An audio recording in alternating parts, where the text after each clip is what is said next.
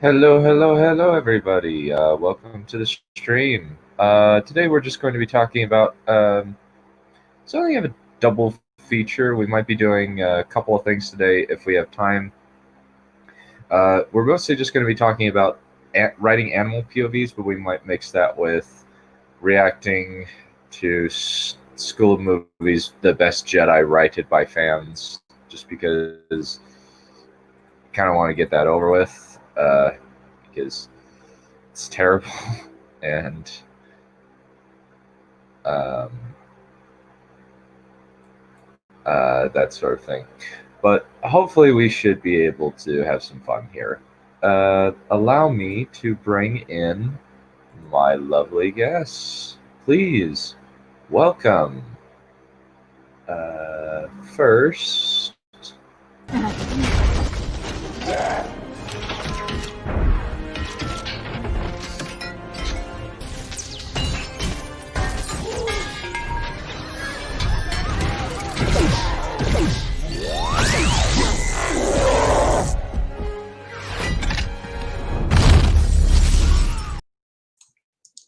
Giant robot, also animal. Yeah. rar.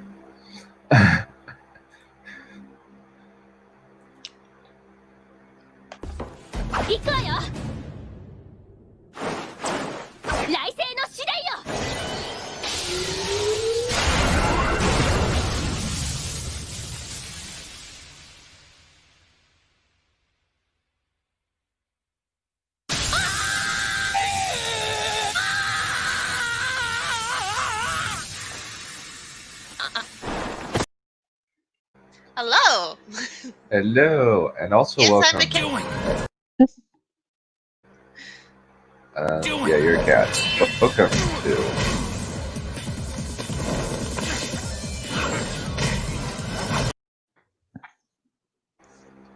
How's everyone doing? Cool. And we've got a couple of people watching. This is going to be fun. We're gonna get a lot. I think we'll get a good amount of ground. Though this is kind of a simple topic, relatively speaking. It is. Yeah. So, we got a couple people watching in the chat. Welcome, Simzilla. Welcome, Nihilus Nylon. Thank you for coming over. We're just going to be... This is kind of a weird, obscure topic, and we might make this a double feature, and I'll just put this in the thing. And welcome, Alex Halo. We might make this Hi, a double guys. feature. We might make this a double feature depending on how long it goes, since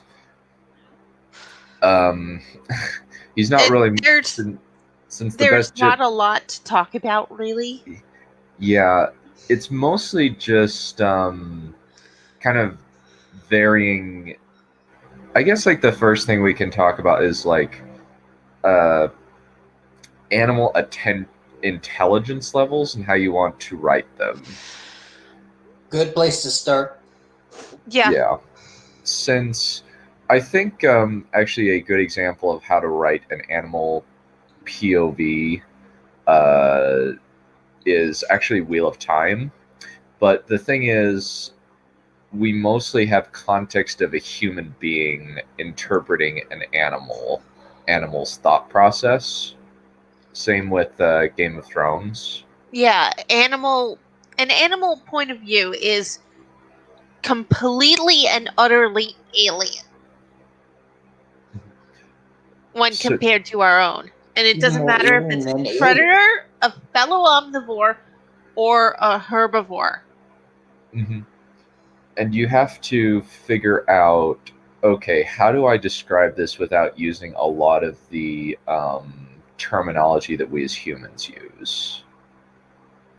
Like, an example in Wheel of Time is, like, they call humans two legs, horses hard-footed forelegs, the ladies who use magic, the Aes Sedai, she's who wield the power to touch the wind and call fire. And each of their names like is not really like a straightforward name. No, like, the names are describing what they can do and what they are. Kind of. What happened with Two Moon? An example is Two Moons, where it's a series of descriptions of two moons reflected in a pond. Mm-hmm. So, but it's weird descriptions, and it's like containing a lot of scents and stuff, and they have their own. The wolves have their own culture of like exchanging scents, and they have their own little power system where they can go into the world of dreams, which is usually reserved for dreamer Aes Sedai or a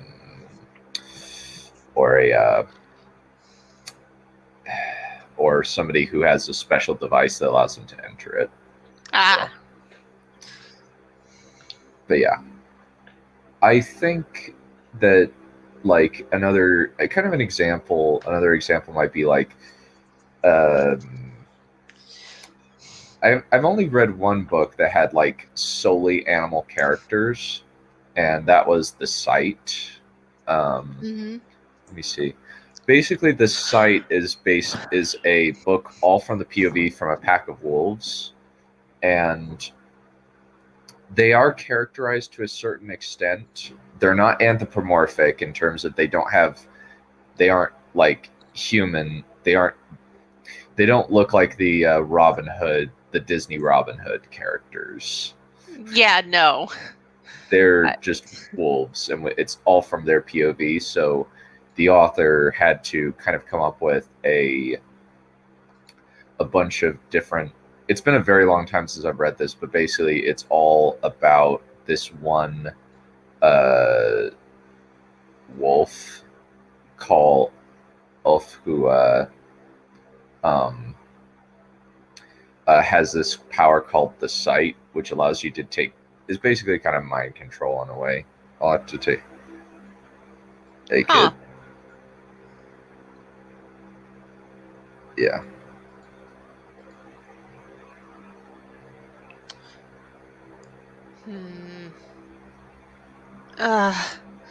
Yeah. Well. Writing it is hard. Yeah, writing it is hard because you can't use all the conventional words that you would use normally, and words are hard. Yeah. For something like a cat's point of view, I would call the humans they live with, if they live with any, two-legged servant or two-legged slave.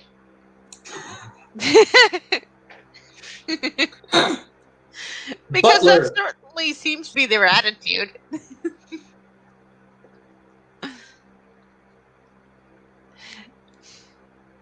You were gonna say, Drake? Yeah, depends on the cat. Yeah. But it's a good thing to default to until you know the character of the cat better. Yeah. Mm. We got some more people in the chat. Greetings, Jake the Surgeon / Kaiju God. Welcome, John Lemley. I think this animal point of views topic is something I'm not that familiar with, so I'm going to be a little more quiet for this one. I'm interested in what you guys are going to be saying. Yeah, I think a lot of I've got my nice expensive lamb here, so I'm just going to be eating. Okay.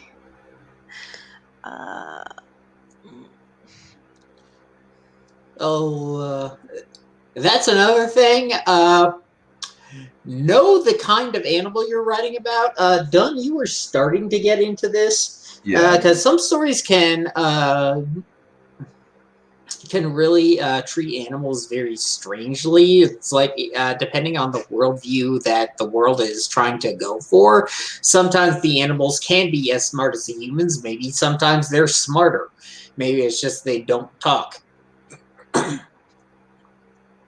timing And for this is depending- actually impeccable. Hold on. Finish, Drake. I thought you were done. Why would he be done? Why would he be done? That's my name. I am Drake. Shut up. You know what I'm saying.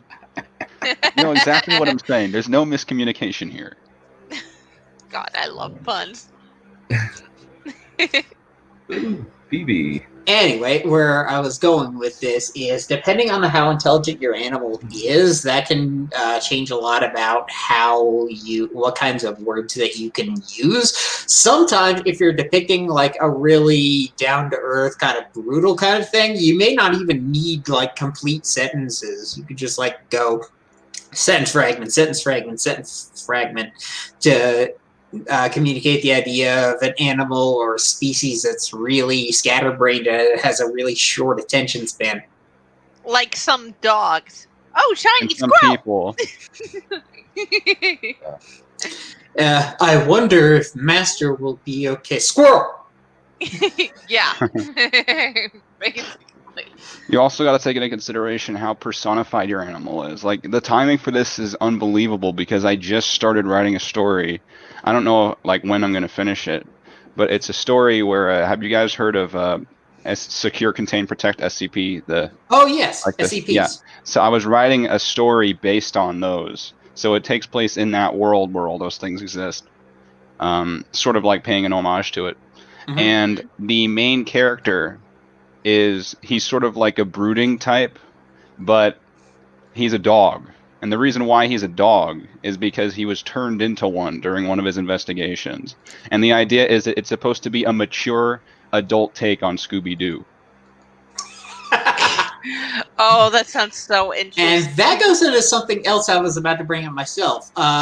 It depends on your animal's frickin' phone every goddamn stream. Anyway, it depends on what your animal's sensory capacities are. Like, if your animal has a really strong sense of smell, then they should think in terms of what they can smell. You should keep that in mind and like have an idea of mentioning smells before things like sights if they're particularly strong smelled. I do this a lot with Carias, even though Carias is also kind of a human turned animal, but it depends on if you're writing a sight predator or a scent predator. But yes. Yeah, sometimes they can have really sharp eyes, like if you're riding a bird. Yeah. Drake the Surgeon actually had a good point. Jake the Surgeon. Yeah. Where prehistoric animals can be even harder because you have to kind of think about like, okay, most prehistoric animals other than velociraptors are going to be sluggish, probably. Since like you have like a lot of them are big and chunky, and like a velociraptor is probably like the fastest thinking, where like something like a T-Rex is gonna be more like a scavenger animal. Yeah. Yeah. And they do have different personalities, which can also be hard because you can't use dialogue to indicate that their personalities are different. So this is actually an interesting question. And welcome, Mr. BB. Never seen you before. I hope you stay. A for this. A for this. Basically, how I would how I would notice like a hypocrite is, sorry to derail this, I apologize, but I would say just carefully observe what they say. And a hypocrite's attitude is do as I say, not as I do. Yeah. Not quite sure where this came from, by the way, but whatever. It was random. It was Yeah. random, and I just thought that I would address it real quick, just to make him, just to let him know that he's noticed us in the chat. Yeah. We can actually kind of just pay attention to everyone since the chat is more small here than it is on something like Yeah. Morning Nonsense. I actually kind of prefer this one. It's a little more lax. Like I don't feel like I have to perform. You know what I mean? It's a lot more. And also, I like the takeaways I get from here. Like very rarely will Dunn not get me reading something when we're finished here. Yep. Whereas on like Morning Nonsense, like Shiny just starts yelling at me, and that's kind of it. Yeah. I think like another thing, kind of like, it's easier to spot hypocrites on YouTube if you compare like their takes on some things to takes on others. I think a lot Like, of time people don't Let's notice it. see. The most readily available one we have is, was it Renegade Cut or School of Movies that absolutely hated Game of Thrones but loved The Last Jedi? I think Even though that was they had School the of Movies. same problems. no, it was just right. Oh, Right. yeah. Oh. School of Movies basically yeeted out of Game of Thrones season. Yeah, I just remembered 4 them bringing it up yesterday. That was why. because basically I think like they, after the Red Wedding, they were like, I don't really want to watch the show anymore. Like I just feel really terrible watching this. Then they kind of watched season 4 out of obligation. And then after The Mountain and the Viper was the most disturbing thing they'd watched outside of a horror movie. But it was mostly because they spent time with the guy who was who was going to get killed. And when he got killed in a really gruesome manner, they were like, I'm out. Even though it happened in the book and they had read the books to that point. Which is like, you should have anticipated it, and it's actually worse in the book. Frickin' hypocrites. And they even admit like the story and characters are great. They just don't like they're kind of just prudish about it, and they don't like the violence against women, which most of it's prostitution rather than like outright like sexual assault. For the most part, there are a few scenes of sexual assault in it, but they're not that frequent as far as I can remember. People can correct me in the chat if they wish. Yeah. But yeah, we have, I think that like one thing that could be interesting is monster POVs, because at least like animalistic monster POVs. Like, what would a chimera, being in a chimera head, be like? Which head? Yeah, which head? The heads probably all have different personalities, or at least that's like, what does I've the seen. snake have a personality? Yeah, where it's like 3 personalities in one body and they're just thinking against each other. Yeah. Are chimeras actually pinned down as a specific arrangement of animals necessarily, like manticores are? I think it may be confusing them. No, chimera. A chimera is a snake, a ram or goat, and a lion. That's what a chimera is specifically, I believe. I thought those were manticores. Manticores are usually lions with scorpion tails. Yes. Okay, I think I may be confusing those. I remember this enemy from God of War 3. Well, it's like I think. Well, if you wanna come on, I can give you the stream team link. Team hop in. Just let you on. Yeah, please. Okay. Yeah. 1 second. Allow me to get him in.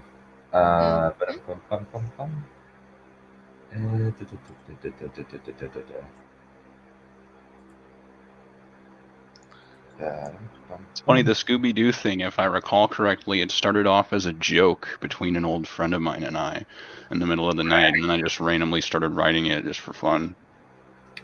Raggy? Raggy! We're like, what if Scooby-Doo was like someone you could take seriously? And then we just started fucking around. Yeah. Like, yeah, fuck it. Like, yeah. It's like, yeah, just put Batman's brain in Scooby-Doo. Yeah. Lion body, goat head, snake body with head as tail. Lion body, dragon / bat wings, And scorpion tail. scorpion tail. Yeah. Yeah, that's usually how it is. Uh-huh.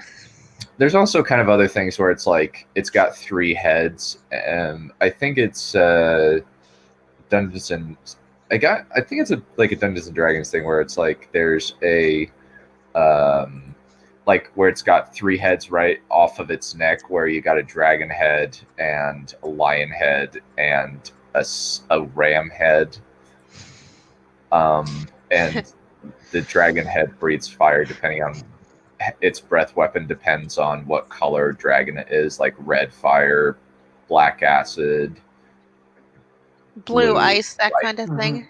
Blue One light. really cool concept that comes to my mind sometimes, I think more so now than ever, is the ambiguity of just how conscious characters like Godzilla are. Like, how premeditated are his actions, you know? Like, how quote-unquote human is he? Well, speaking of which... Hello, all my Hello. Gigans. Yeah, that's what I'm talking about. Yeah. How was that? Which one was that? To be fair, Gigan is a robot. Yeah, guy. Okay. Actually, interesting, since we are talking about monster perspectives, there is a Godzilla source book that does go over 3 specific monsters, those being King Ghidorah, which is described as a King Ghidorah is my dignified favorite. villain. King Ghidorah is my fucking favorite. Ghidorah is a beast. And then Gigan is described as a bloodthirsty cutthroat. So, like, describing his actions would be probably a lot more sadistic in terms of verbiage. And then finally, it's Mechagodzilla, which they call a nihilistic killer due to being a robot and therefore having technically no autonomy of his own. Yeah, Mechagodzilla is just piloted, so it wouldn't have a POV, would it? Well, I can't Kiryu think of a would. version of Mechagodzilla that isn't piloted. Well, all of them are well, actually, no. The first Mechagodzilla actually isn't piloted. That's a robot because all of the information is sent to it, which then it acts on its own.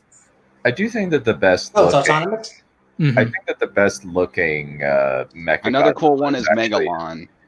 Oh, Megalon's... I love Megalon. Yeah, he's the one that showed up beside Gigan in one of the movies. Godzilla versus Megalon. Yeah, the last of the show. I do think that Mechagodzilla looks pretty dang good in Ready Player One. Oh, I love that design. That's too bad it's a horrible movie. It's a really, really bad movie. It's better than the book, but it's a bad movie. Yeah, the book is like just a series of like pop culture references set up without payoffs. Done. A quick question about movies to books. I put on my wish list the audiobook for Pan's Labyrinth, and the reason is because I haven't seen the movie yet, but I came across an article suggesting that the book is significantly darker than the movie. I wouldn't be surprised. I did not know that it was a book before it was a movie. That's very interesting. Well, I don't know if it was a book first or after. That's the thing. I just saw it pop up, so I went ahead and nabbed at it. So Shiny, once we get finished talking about animal POVs, we might do a School of Movie video on The Last Jedi, the best Jedi, rated by fans. Rated by fans. Yeah. Strong. Thankfully, it's like just kind of a parody of what they think we are. They aren't making arguments. They're just kind of. It's kind of almost like a fan edit thing. I have not seen the movie. It's on Netflix. It's on my to-do list.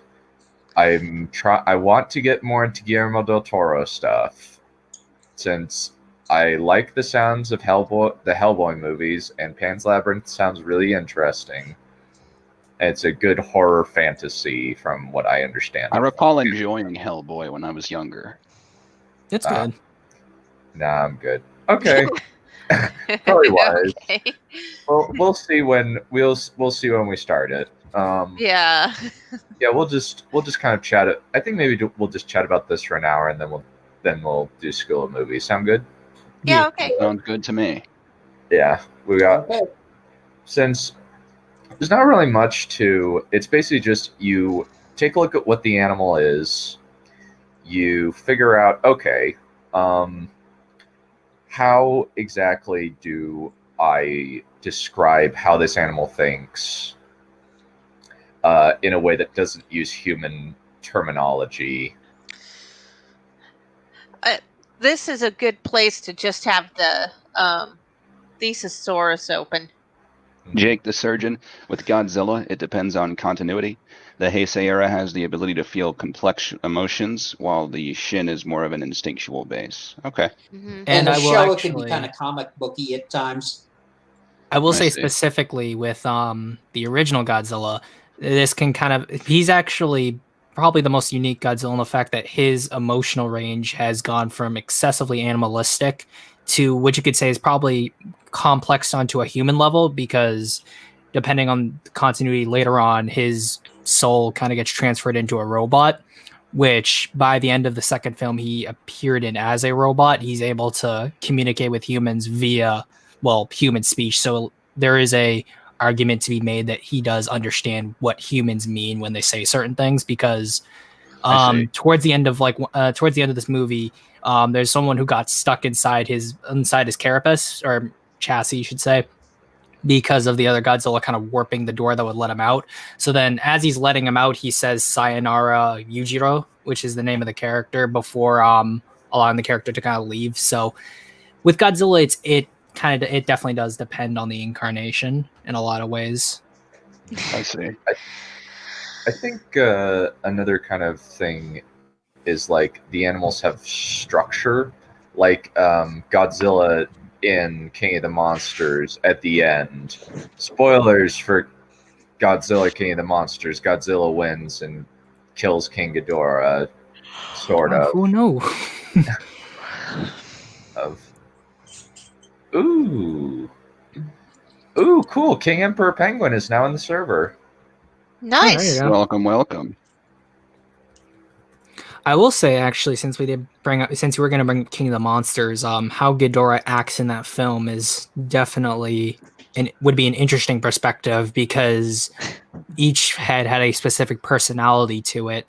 So seeing a story from that kind of perspective, it would essentially be like 3 different thought processes all combined into one different perspective. So you definitely have to use the ultimate dinosaur, the thesaurus, to sort of have that kind of distinction there.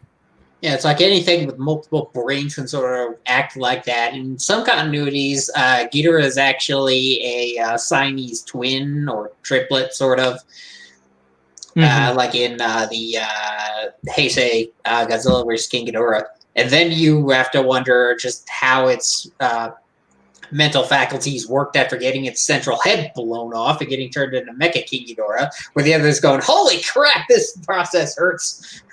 Yeah, I would essentially say that because he was near dead, that because of how the central processor, the middle head, was working towards everything, most likely there was little to no brain function, and most of it was most likely motorized, essentially.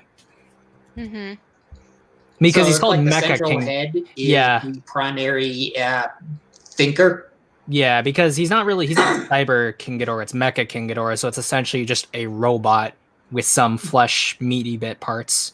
That makes a certain amount of sense, because after all, if you get one head blown off, you still have 2 more. Why isn't he still alive to some extent? Yeah. Yeah, blowing off a head did put him down for thousands of years or something. Yeah, like millions, essentially. Yeah, however far in the future the future Japanese communists were from. It was I think the 25th century, I believe. Also, it wasn't even a millennium. Mm-hmm. But Dun, you were gonna say? Oh, no, I didn't have anything. I was going to say like the monsters like at the end, like they're all bowing down to Godzilla, kind of like because he's the alpha, and usually Talking about the newest movie, right? Yeah, this movie. It's pretty awesome. Yeah, I've seen cats do stuff like that if there's enough of them. Yeah. How is the Godzilla anime? The anime? Yeah, there's a trilogy of anime films on Netflix that you can watch if you feel like it. But there's also the animated TV show from the 90s. Oh, the one based on 98 Zilla? Yeah, that one's pretty good, actually, because people kind of told Emmerich to screw off so they could make an actual good Godzilla cartoon. Yeah. Yeah, I was just watching a video about that last week. I've heard bad things about the modern Godzilla anime, and I'm wondering what they are. Like, I just keep hearing it's not good. Well, like, if you're going in expecting, like, Godzilla Dragon Ball Z, you're not going to get that. It's mostly just a lot of philosophizing. Oh, God. The characters aren't... What do you mean? So, after all of humanity leaves because of, like, a monster apocalypse, they come back to Earth, they find out the Earth's essentially ruled by Godzilla, and then... Well, there's two different alien species that helped humanity, but they left on the same ship with the humans. So now the alien factions have their own motives, and then you're following the main character in sort of his kind of Moby Dick-esque adventure of trying to kill Godzilla. Well, I mean, that's all well and good, but is it well executed? Not really. It's moderately executed, I'd say. All right, I'll probably give it a watch. Just from the description, it doesn't sound right. I'll probably give it a watch. The whole point of Moby Dick is that you're trying to like take revenge against something that's clearly just an animal. There's no mystical properties to it. It's not cursed or anything. It's just a big fish, or technically not. But well, the idea behind Moby Dick was that the idea behind Moby Dick was that Ahab was his own antagonist. Yeah, and that obsession got the better of him. That's exactly why I compared Haruo, which is the protagonist of the anime trilogy, to Ahab in this case. They're very similar in that regard. I would suggest I could go into it more detail, but I'd suggest you kind of watch it just from what I've given you. I'm going to be honest. Assuming it's as bad as people say it is, you're not doing a good job of telling me it's bad. You're making me want to watch it because I really like Ahab and I really like Godzilla. And you're like, oh yeah, it's just like that. I'm like, well, you're making me like it. You're making me not. It's like I'd say the anime is like a litmus test for people, because a lot of people who aren't super into Godzilla, for the original stuff, like the anime stuff, and then some don't. It all depends on the people, so I would say give it a watch for yourself. Well, okay, so just to give you perspective on the type of Godzilla fan I am, I prefer the more modern movies to the old movies because I like the fighting scenes. Oh, okay. So you're like... you'd like the old movies are just a little too cheesy for me, even though I have them and I love them. Oh, this movie isn't cheesy. Far from cheesy. Okay. I'd also suggest, if you do want to dedicate yourself to the films and sort of get their messaging and stuff, watch all three of them. Okay. Yeah. And I would say out of the ones I like the most, the last one's my favorite, probably, because that's the one that's kind of got the most going on with it. Okay. I will. So yeah, thank you. Actually, since we are talking about animal perspectives, mind if I just read a section from a book? Do it. Okay. Go ahead. I did say in the chat it's Iridescence, but it's by Dishonored Wolf. So this is actually Wolf's book, and nice. One of the animal POV he had is of a wolf. So I'll just read just the first paragraph. The main character in the book is called Ghostwalker, but the wolf doesn't call him that, so I'll just begin. Wolf called it the Sky Den. It was a massive wooden construct supported by symmetrical trunks that stretched high into the air, standing above the trees themselves. The Sky Den stood alone amidst a large, open clearing. Makeshift barriers guarded the perimeter, and the intricate traps lay in wait betwixt the trees, marked with white slashes so he and Leader Wolf knew to avoid them. That's just a small paragraph. I would say that it works, and there's enough, I would say, human language so that people know exactly what the wolf is referring to, and it, I think, gives a better sense of sort of the space that they're going with instead of like trying to go fully animal in this case. Yeah. Hmm.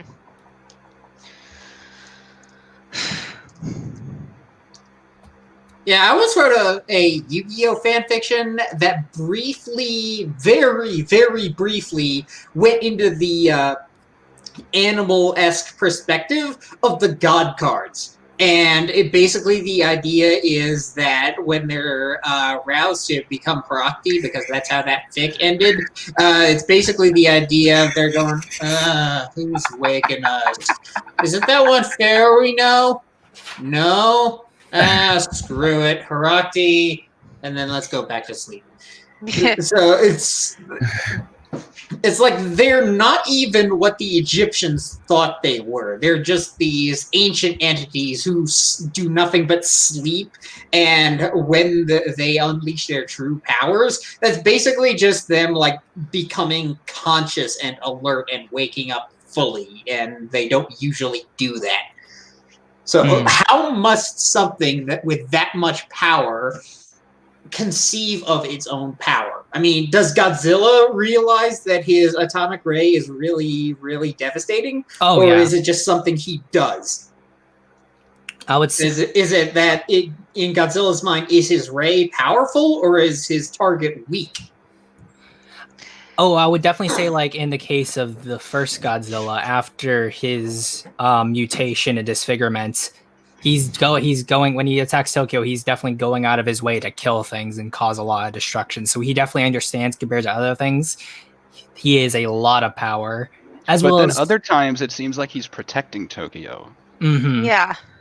So it really depends on continuity for something like Godzilla. Yeah, I would also say, like, in the case of like a heroic Godzilla, that whole transition happened over a long time, because that's the same Godzilla you've seen from like the second film all the way to the last film of that original continuity. So that's from 1955 to about 1975, and over the years you could sort of see like frustration. So in Godzilla versus Mechagodzilla, when he misses his beam, he sort of like hits his hand and like he's like, damn it, I missed. And or like other times where he'll actually just sort of point to something to tell another monster to move in this way, or like raise his hand to sort of rally people. It's definitely more of a human intelligence than it is a base animal intelligence.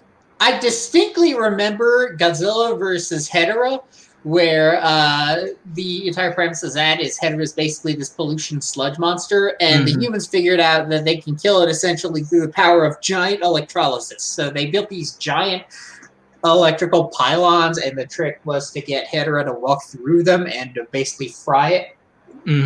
And apparently one of their power generators shorted out in the middle, and Godzilla's looking at this happening, and the humans are going, crap, our technology's breaking down. Why can't anything work right? And then Godzilla's just shaking his head. This is before he picks up Hedorah and does the atomic breath to make himself fly. Oh, so yeah. Like, I gotta do this myself, don't I? Yeah, I remember. You're kind of confusing two different scenes, because originally what happens is that Godzilla and Hedorah fall on top of the power lines, which causes the power to short out.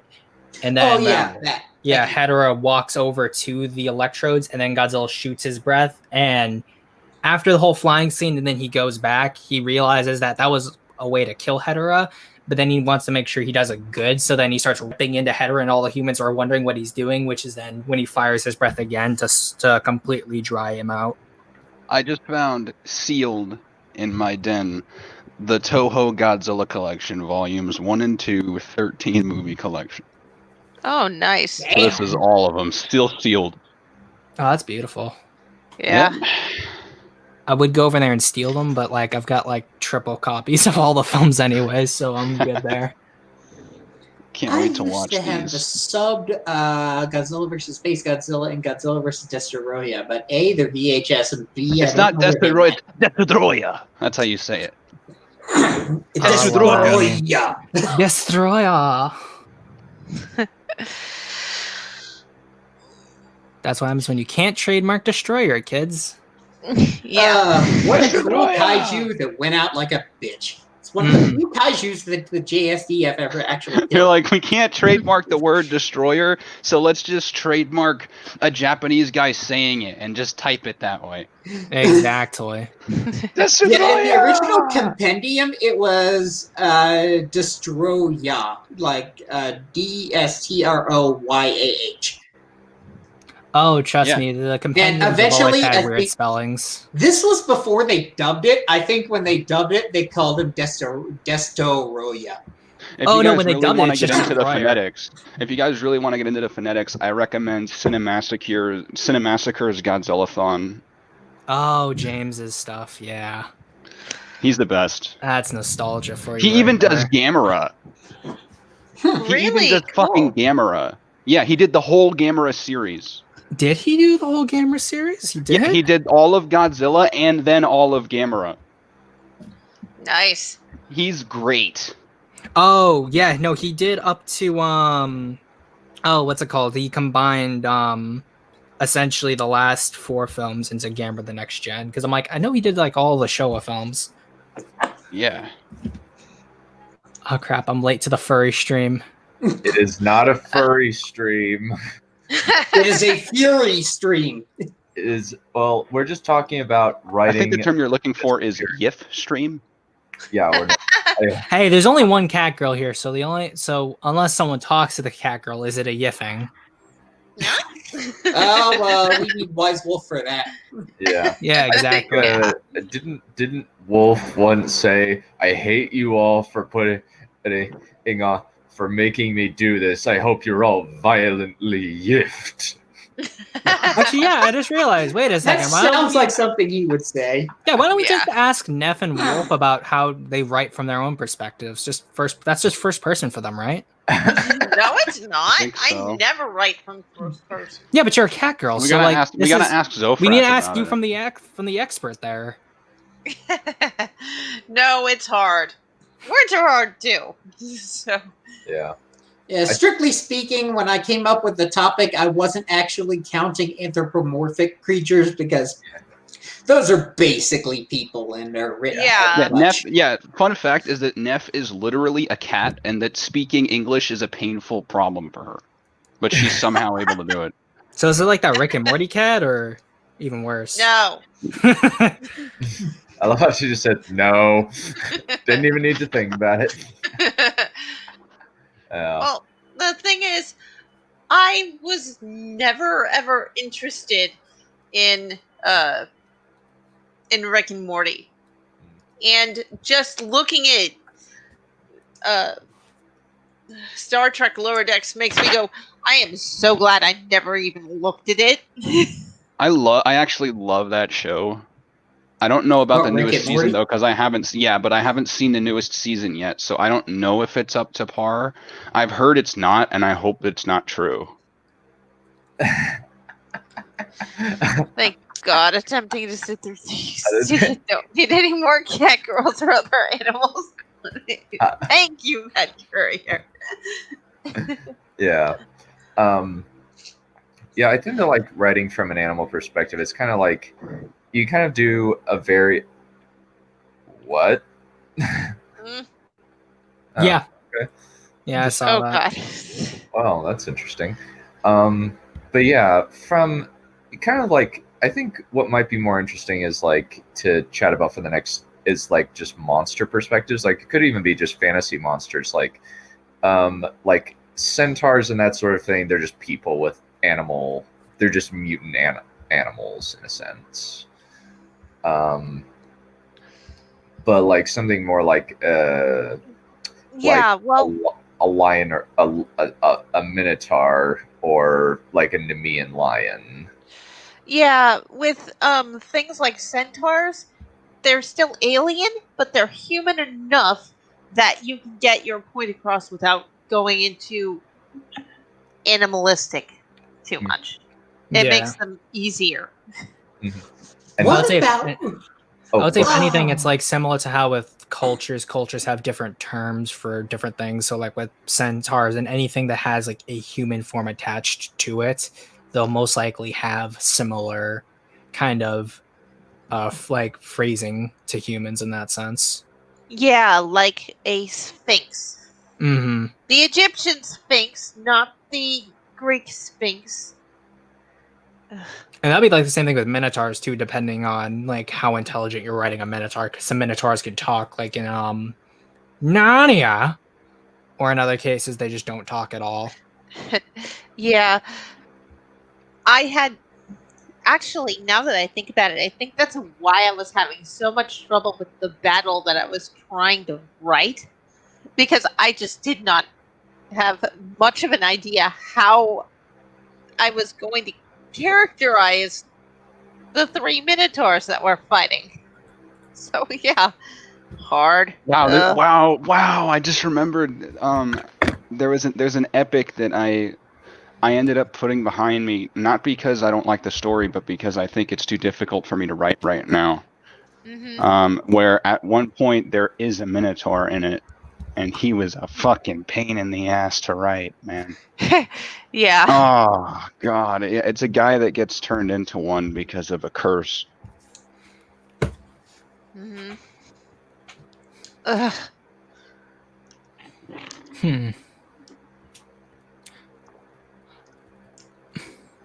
Another thing that, like, with animals, we know how animals aren't necessarily as intelligent as people are. So, like, another thing is you can pick certain ideas, and if they're interacting with a human, you could sort of have that idea kind of flow into the conversation where an animal like says or thinks something that a human can understand, and then that allows the writer to sort of extrapolate further, which can kind of add a dimension to it. Because I know in terms of my own story with my own monster, actually the monster that is my little avatar here, he'll just say like a small phrase or something, and then his human host will sort of think about that because So it like doesn't R2D2.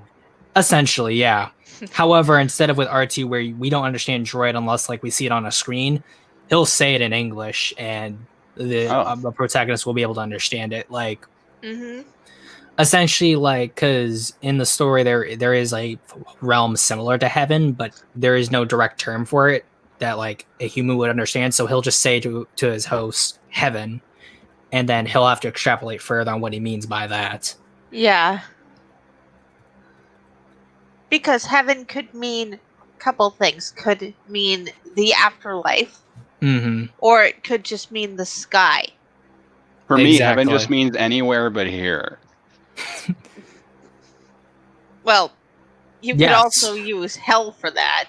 Do all dogs go to Valhalla? No, I'm in hell right now. Well, we're Well, all we haven't going. even started the School of Movies Well- video yet. Yeah, we haven't. Well, I'm not We talking about still the have, like, stream. The perfect- stream is my escape. Well, like this whole year has been the year from hell. Yes, it has. Oh, Yeah, dear it's God. it's 2016 all over again with 2016 and Alan Rickman and David Bowie dying. Now we have Ian Holm, Chadwick Boseman, and now Diana Rigg just died. Really? Wow. Yeah, I remember her. I used to watch her as Emma Peel in the Avengers. Yeah, No, not the MCU. The other Avengers. and not the one with Uma Thurman. Yeah. That one's bad. That one's really stupid. Thank you. Now the Yeah. song is stuck in my head. This song's gonna get stuck inside you. This song's gonna get stuck inside you. This song's gonna get stuck inside your head. Thank you. I think you Yeah. actually healed me. You're welcome. That's an actual song, by the way.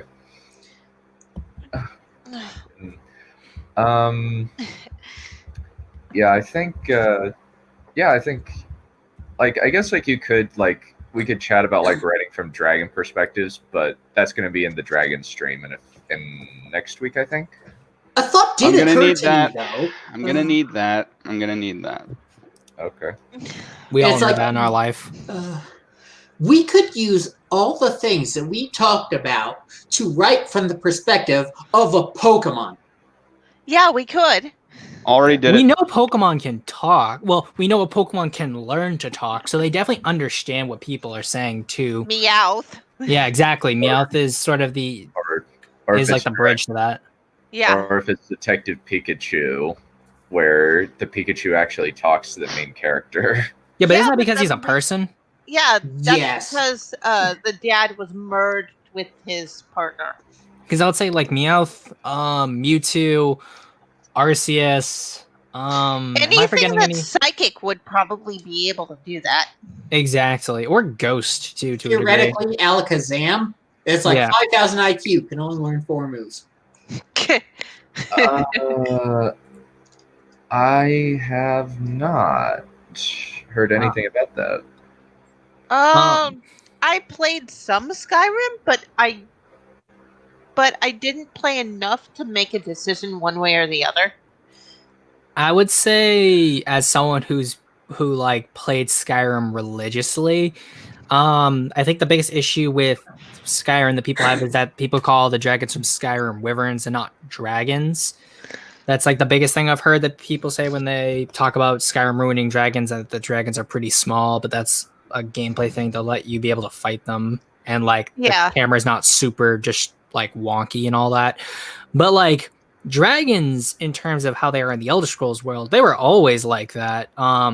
Since Redguard, because there was Tiber Septim's personal dragon, Nephala Largus, who talked and actually acted a lot more human-like in Redguard than a lot of the dragons did in Skyrim, where I'd say the most human thing they do usually is talk, and then Alduin and Parthenax being, and Odahviing too, being the exceptions to that.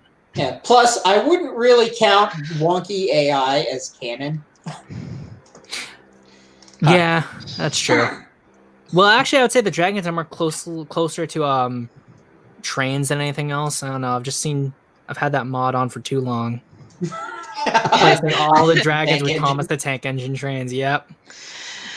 Well, it depends on if the dragon has 6 limbs or 4 limbs by being called if they should be called wyverns or not. Because if they're wyverns, they only have a pair of wings and a pair of back legs. Yeah.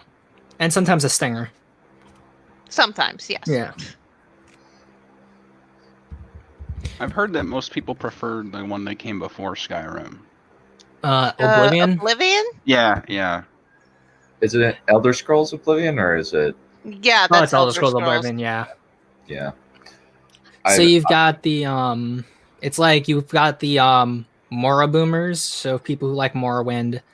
Then there is the Oblivionials, so the people who like Oblivion, and the Sky Zoomers or Sky Babies, however you want to call them. Eh. The only one I played was Skyrim, but I suspect I would like Oblivion more if I took the time to play it. Oblivion's got some better quests, I would say, in a few ways. But like, if you just want to play a game, then play Skyrim. I know that when I play, maybe this will help. When I play Fallout, my favorite is New Vegas by far. Yeah, actually, I would agree with that. But that's probably because I adore the NCR armor. So. I just like the freedom. Mm-hmm. The problem with 4, not to change the subject, but the problem with 4 was that the incorporation of voice acting, it was great for the story, but it locked you in that role. There was no like freedom there. Like you had to be this type of person that was looking for their lost child. Like it was a very specific plot line, whereas the other games were more ambiguous from what your origins were. Yeah, it's essentially a make a Nate or Nora, essentially, for Fallout 4. Which is kind of why I haven't gone back before at all. And the thing is, they didn't have to do that. They could have still had the voice acting. I know Dunn's trying to talk. Just a second, I promise. But like the problem with the voice acting was that they didn't have to, because they lowered the amount of options that you had for dialogue because of the voice acting. They could have still had the voice acting, but just for the main story. They didn't need it for the side quests too. I think I would feel just kind of out of place personally if like you had some parts that were and then some that aren't. Yeah, That's just me. It was weird. So, well, good news. Guess Hmm. who is going to be coming on the stream Saturday at 3? Who? Oh. King Emperor Penguin. Hmm. Who's that? He's a military strategist YouTuber where he examines. Holy Nice. shit. Ah, damn it! I'm gonna be out then. Ah. Well, I'm gonna be coming home because that sounds awesome. Yeah. It can't be helped. And- Crap. Yeah, I imagine that me and Well, him are probably just going to be shooting. I'm going to be for a little bit. Yeah. I'm going to be reading the second battle that I have written Okay. that day. So that's Well- probably good for me. Yeah. So the idea is that my plan is basically I'm going to basically change the basically we're going to have the writer's showcase, but then we're going to but then I'm going to cut it off at about 2:45, and then I'm going to create another stream, and then me and King Emperor Penguin are going to chat. Okay, Ooh. that's fine. Yeah, I have a few questions and ideas, but yeah, he is a really cool guy. I love his stuff. He's a very, very smart YouTuber. Didn't he do like the battles over in Star Wars Episode 8? Like how he would do them properly. Is that Yeah, him? pretty much. Yes, that's Yeah. him. Okay. Yeah, I know him.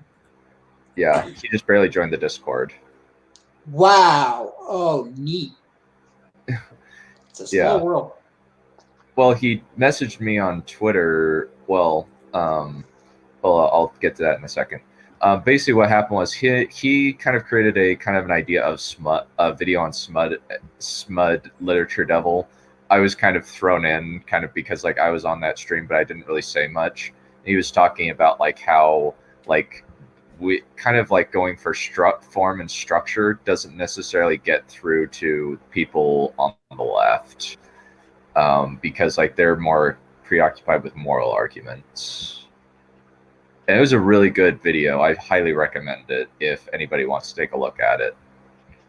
Again, I totally agree. I don't really factor much into it. But I'm mostly the tag along. Yeah. Oh, send the link. Definitely, I want to see that. Yeah.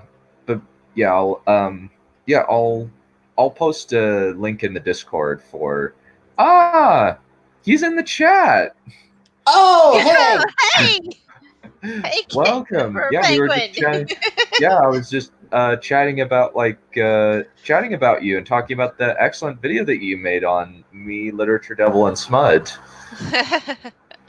I highly recommend that. And there's actually a section in the Discord for you to put your best stuff in there. And I would highly recommend King Emperor Penguin's videos.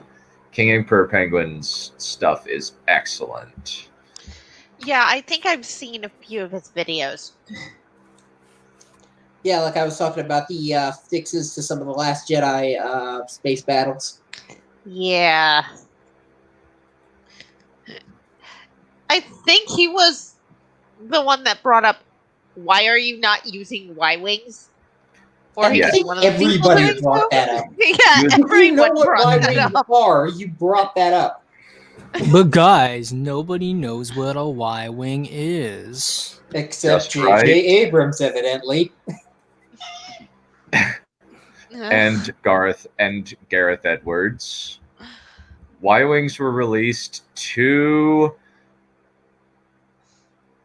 What? Okay. One thing. Wait. Oh, okay. Thank goodness. I thought that the... Oh, okay. For a second, I thought that the ME6 wasn't working, but that's good. Okay. Whew. But yeah.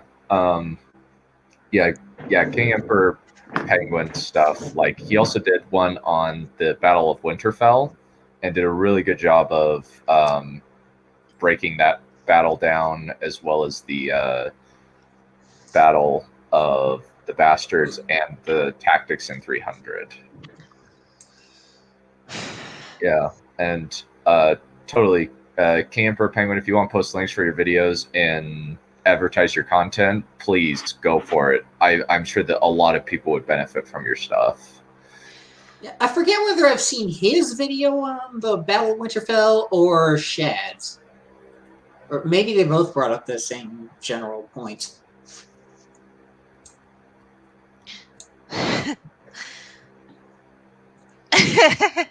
Everyone brought that up.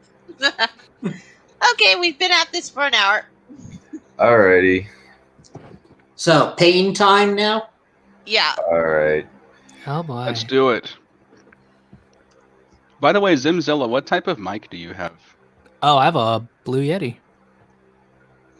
That is so funny. That is so funny. Because I just purchased one of their products. Oh, which one? I got the Blue Snowball. Oh yeah. I was thinking about it, but then it was tax-free weekend, and I was like, you know what? I got enough to get the the big one. So I was like, you know what?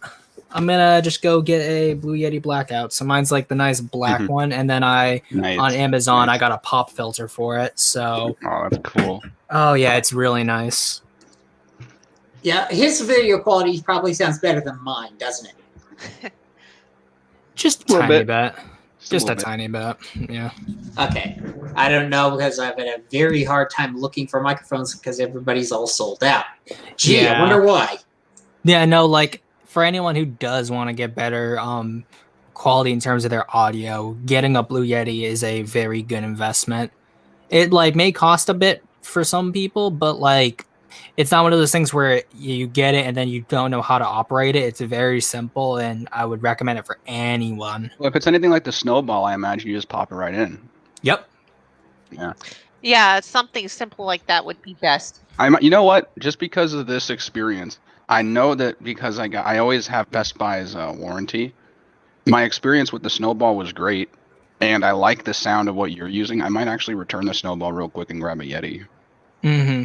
And the good thing about the Yeti is until next week, so I could. Oh no, definitely. The good thing about the Yeti is that also the mount that it's on, you can take that off and you can attach it to like any of the longer attachments, so you can have it hanging over your head, or you can put it off to the side. Yeah, they're super modular like that. All right, let's end the advertisement. Dun's trying to talk. Oh, I'm sorry, Dun. Oh no, you're fine. I'm just setting up the best Jedi rated by fans right now. You can keep talking. Oh no, that's this being brought to you by Blue Yeti. Yeah. Wait, what's the name of the company again? It's not Snowball or Yeti. It's something else. I think it's just Blue. Oh, no, it's Blue. Thank goodness! Oh, thank goodness! It's only 7 minutes long. Oh yay! Oh, because it's probably gonna be a lot out of that. So it's probably just gonna be a lot of herder, Phantom Menace, bad wang, give me money. I'm not as popular. It actually came out like a month. They actually released it right like a month after, like a little under a month after The Last Jedi. So Phantom Menace had not become a thing at that point. Okay. Okay. That doesn't mean that what they're saying is not going to basically be Phantom Menace bad. Give us money. Yeah, essentially. Because all these people, all they do is they all go to the same tunes, so... Yeah, why? Oh, God. And with this, we complete the School of Movies Last Jedi saga, though eventually we're going to go into fandom, which is going to be interesting. Yeah. Yeah. The really long stuff, and sometimes they just don't...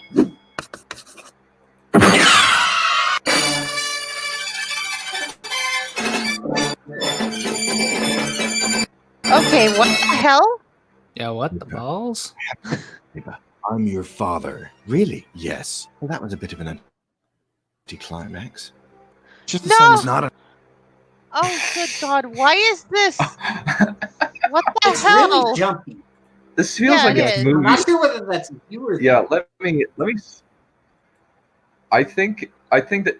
Well, let me slow this down to like 75%. Oh, you didn't speed that up? Really fast. No. Oh, great. That's going to make it longer. Yeah. It's like An Extremely jumpy. anticlimax. It makes perfect sense. Shut up, woman, and make me some daughter snacks. What? We've got the first order on our tail. What are we gonna do? Good Well, God, for what the starters, put you in. Oh, God.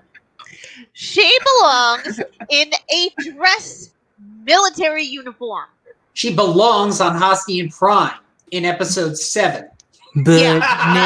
Neph, Mon Mothma never wore military outfit, man. Yes, she did. No, you're just a toxic fandom person thing. Gwen, give me money. oh We haven't done any yet, I don't think. It's a medium, not a genre.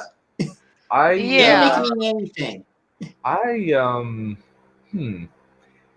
I feel ashamed to say Ooh. this, but the only anime that I've seen is the diet anime, like Yu-Gi-Oh!, Avatar: The Last Airbender, and the first 20 or so episodes of Inuyasha.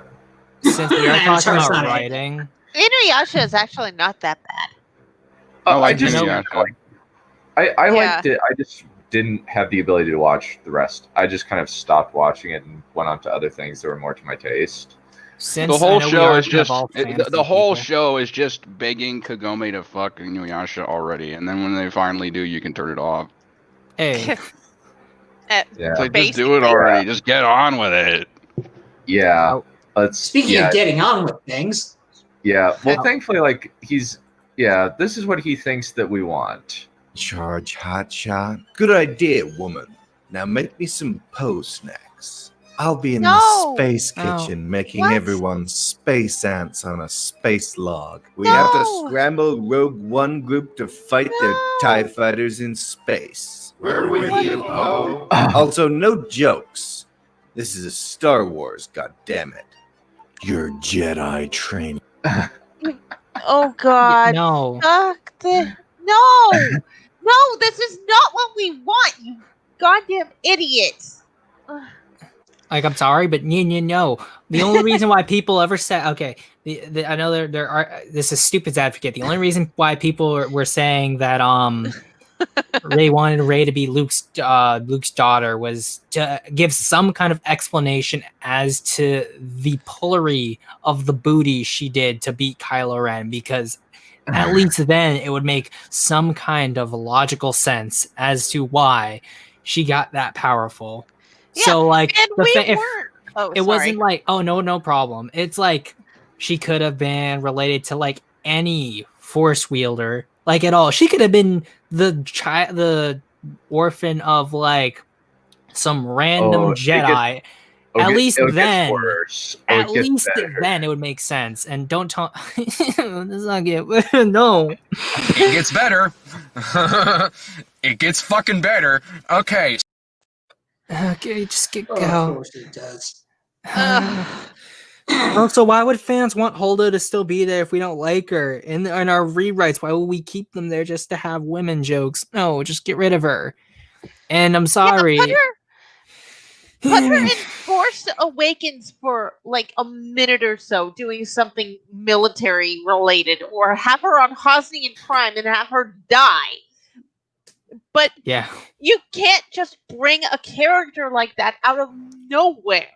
and it especially feels forced when you kill off named military characters just to have her be in command. Akbar. Yeah, Akbar especially.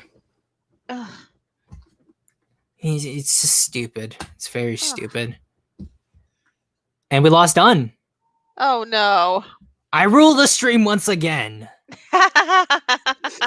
Not only if you can defeat the giant robot. Back to The talking giant about monster, so microphones.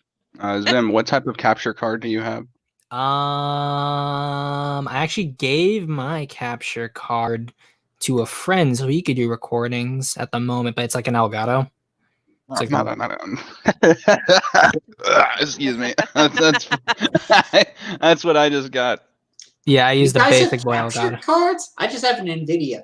Anyway, I didn't mean to say capture card. I meant to say graphics card. Oh, graphics card. What's it called? It's I It's the think a one before. It's the GeForce. GTX before the Yeah, 980. I think so. I think that's the same one I have. I recommend installing NVIDIA RTX Voice. Oh, I have GeForce experience. Let me just pop that up while we're waiting for Don. And I rule the stream. and Zero's now my henchman because he's also green. You can use it to. I heard about it from Maximilian Dude on YouTube, and basically you can. I'm in a basement forcing you to watch. You can cancel out sound effects that are in your room. It's actually pretty amazing. Oh, that's cool. I'll have to look into that then. Yeah, you have to mess with it to make it work with a GTX, but it will. Oh, interesting. So I just realized what's it called. So now NVIDIA RTX Voice. Oh, okay. Wait, NVIDIA RTX Voice. Okay, Yeah, now- like it'll no. cancel out dog No. barks completely. It's insane. I escaped. I escaped. Well, I was gonna say I got Yokai as my speech maker, and he'll just write my speeches for me. Drake will command my mecha army, and then I have Neph as the consort, but Dun's back, so I won't say anything now. That's why I'm at the bottom. Neph is so popular. Yeah, well, really we seem to be. It's like Bionicles. We've got at least the one girl, so there you go. Yeah. And best thing is, I'm not token. Exactly. Don, Yeah. you missed the first time I've ever burped on stream. Oh dang. Shame on you, I will Dun. watch it back. Yeah, I will watch it back. I guess like the best way to do clips. Let me see if this, like, even if it's on a separate tab, the best way seems to be if I just kind of stop sharing and do it. Mm. It Like- gets better. It gets fucking better. Okay. I hate these people so much. Yeah, I hate them too. I used to like them, and then I wised up. Okay, so You skipped the rabbit hole. Yeah, I still listen to their stuff mostly to see if like they do something bad because sometimes it's hilarious. Like, And sometimes Like- it's something we want to react to, right? yes, yeah. Begins now. So start by lifting those rocks, okay? Now show me your saber skills. No. Yeah, actually. You well practiced. Well, I mean, I spent most of my life as a scavenger on a desert planet. This No. meant I had to get good at climbing and learning the inner workings of starships, which has been a No! huge help. Scavenger I does just not fight to equal survive, knowing which what means parts getting do. pretty Yeah, just because you can fight with stick does not mean you also know how to fight with sword. I speak from experience. Yeah, you can't do that. Some of the footwork may work, but that's all that would carry over would be the footwork. Yeah, it'd be the footwork, how you strike, because with a stick, you can sort of just strike in any way and Yeah. you'll get an impact. While with a sword, you're gonna need to understand, like, don't over accentuate yourself. You have a smaller weapon, so you're gonna leave yourself open in a lot of ways. So learn that, learn this. You Yeah, have and to even make if- sure there's edge alignment, and you can't just hop from a stick to a lightsaber. And also, Yeah. another thing is, like, even if you say, well, it's a lightsaber, it's every part is going to be deadly. There is no need for edge alignment. Well, if we're going to make that Yeah, it argument, does. in Rebels, they do say the lightsabers are actually kind of heavy. And you're Yeah, actually they going to have to get in are. tune with a saber. So just because you have the Force does not mean that you are experienced with a lightsaber. It does not work that way. Yeah, And you can't just go, Dragon Ball power up, give me power. yes. Yeah. Yeah, very simply, yeah, here. all the time. Yes. It's like lightsabers are heavy. The Yeah. hilts are heavy, but there's no mass to the blade. The blade. Yeah. And just because there's no edge alignment does not mean that if you touch yourself, you're not gonna lose a hand. Because you are. That's Well, I how- imagine touching yourself while you have Yeah, a if you lightsaber touch is not a very yourself. good idea. If Yeah. you touch yourself, If you touch yourself, you will lose a hand. Neph, you sound like a nun. Well, she is the only chick here, so you know. Yeah. Well, Yeah. You School of understand what Movies. I'm, but Yeah. you know, if you Yeah. if Yeah, we your understand, yeah. lightsaber touches someone else's wrist, that person's gonna lose their hand. They're gonna lose their leg. They're gonna lose their arm. They're gonna lose their head, depending on where you put the lightsaber to, Yeah. and you're not careful.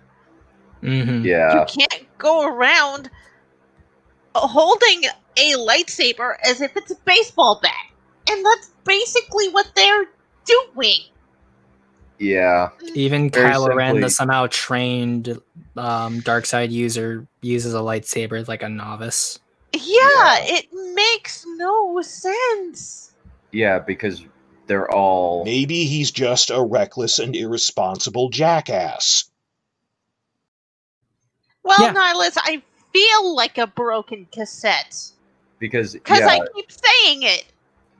Yeah. Let's keep watching. At least like he's just kind of, this is a parody of us. But like he's trying to explain backdoor, but it's so stupid. It's like, Yeah, because he doesn't understand that the complaints we have are actually valid complaints. I don't think he realizes that they're valid. I think he just doesn't recognize them as valid. No, because he's just disingenuous. That Yeah. too. Yeah. He's all, yeah. And Ray Good should have goodness, lost a all hand, this or a leg, I had or to fight to an survive, entire which means arm. Yeah. Yeah, Mhm. just wait. Like he actually makes the argument. getting pretty good with this quarterstaff, and I found that translates pretty well into saber skills. No, it doesn't. I beat No. Kylo Ren. I mean, No. he was wounded and emotionally shattered and trying not to No. hurt me so he could get me on side. And yeah, I Ugh. never really. Okay, even if he was quote unquote emotionally unstable, one, that's actually good for Darksiders because if they are emotionally unstable, they tend to actually get a lot stronger. Yes. Cites the Star Wars: The Old Republic novel Deceived, or the fact that Luke was emotionally unstable when he beat Vader. And if we look at the novelization for Return of the Jedi, Vader was not trying when he was first fighting Luke. And then Vader actually got pushed, had to try, and he lost to Luke, and he lost his hand. Yeah. What are you talking about? Nobody can beat Ray. Ray is God. Yeah, Ray is God. There's sadly. Yeah. Sadly. Ray cannot Yes. lose. And But it's like, oh, this person does not understand. To be Which is weird because he's- emotionally, to be which is weird. emotionally shattered on the dark side is a good thing. which Yeah. is so weird. It's so weird because this guy has been into Star Wars since he was a kid. He's just has a slightly warped idea of Star Wars. Like even in like 2011, he thought balance is equal light side equal dark side. Even though Lucas himself said no, that's not balance. But he thinks that Lucas is stupid. But The only- what Lucas says is law. He is word of God. It's really weird because, like, when something contradicts their headcanon, they'll ignore what the creators say all the time. But if a creator doesn't say something explicitly, then they'll be like, well, but the creator said it, and then you have to say where, and they'll be like, well, it's kind of implied here. It's like, no. No, they said this. Exactly. They meant this. Yeah. I Lucas think- said it's a cancer on the Force, and balance is just light side. I think I'm that one sorry, problem. Disney. You I think that cannot change that. I think that one issue is the fact that George Lucas only explained what balance is outside of the movies, so it I feels thought like the it's movies hole implied plugging. it pretty heavily. Mm-hmm. They implied it, but they didn't state it. Also, the bring balance to the Force is something in the prequels, not the OT. Well, Well, even then, you could say that in context, there was no more Sith in the galaxy, and the dark side was essentially eradicated in the context of Return of the Jedi. So yes. balance was brought, even They without the context of the prequels. Yes. Well, their idea is that for a brief time there was balance in terms of there was one Sith and one Jedi, and Anakin and Luke, and then Vader died. Mm. No. Which That's how he That's the thing. headcanoned That's it, which the thing. is weird. Vader is the Sith. Anakin is the Jedi. There is a difference. Yep. Let's keep going. He gets into raised force powers. Great. Oh no. Really started using force powers until recently, but it feels reflexive. Like I grew up kind of loving the fragments of Star Wars stories I could find. So I knew about as much as you did when you were a kid. Wait, what? And you Hey, picked pause. it up What? quickly. No? And I No? Who didn't know what the Force was? She thought you these were all legends. You thought Luke Skywalker was a legend. Like, no. Like, Luke actually No. had Ben Kenobi with him, actually explaining this to him. Well, what are you talking about, man? Stop lying. Yes. Like he turned off his comments because a lot of people were, some people were probably just insulting him. Which Well, is yeah, kind well, I of mean, like, he's doing the exact same thing. So, I mean, like, it's like, take some and give and receive. Yeah, that's so what you get when you make ad hominem the video. yeah, Yes. yeah, or strawman the video as well. Yeah. And like, again, stupid's advocate, you could say, well, Anakin was using powers reflexively as a kid, which is how he was able to pod race. But even then, All he didn't doing mind trick was- or force pull. He didn't Yeah, mind trick anybody. they were just, it was simple enhanced reflexes, not to mention that the only reason why people accepted it with Anakin was because, one, it's explained through the midichlorians, regardless of how you hate that it is explained, and two, he was an anomaly. You can only have one anomaly and people can like it. The next moment you keep introducing more anomalies like this, the more people are going to be like, well, now the story will just demand another anomaly to be like this. And that retroactively explains how Luke was able to do that too, because he was doing the same thing his father was doing before he was trained. Yep. Exactly. And even like you could say Luke did it with the Womp Rats and stuff, but it's implied through the dialogue that he was doing it with other friends on Tatooine. So non-force augmented people could do it.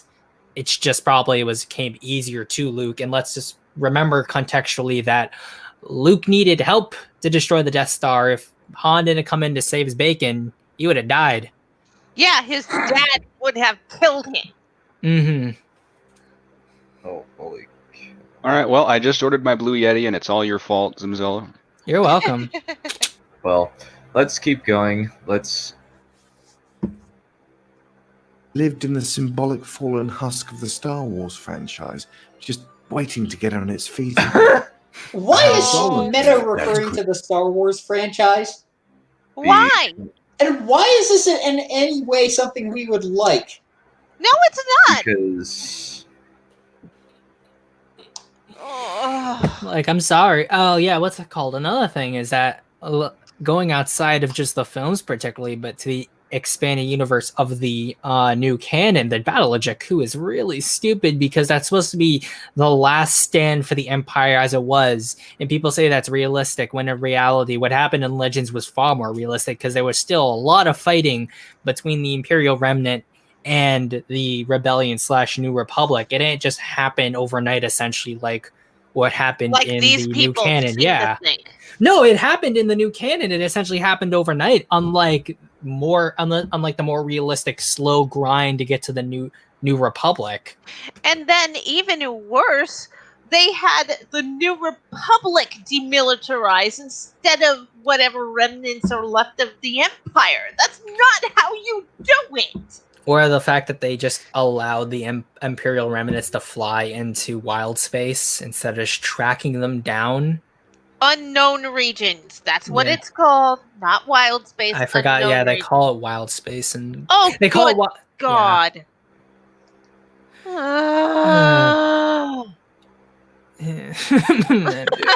already. I feel your pain. Yeah. And it's just like the meta husk justifying in-world crap. I hate that. Yeah, no, that's not how it works. You can't use meta to justify anything. But meta. but my themes. But Ugh. my meta narrative and my themes. Yeah. Mm. Alrighty. Creepy. So yes, I am fair feet again. I had a No. dollar view. That's creepy. So yes, I am fairly proud of the skills I've developed. Not good enough. You're a Mary Sue. Thank Do you you. even know what that Thank means? you. I heard it a few years ago. A woman was talking about it. Great. Let me tell you So about the fools. Imagine being that. uncivilized.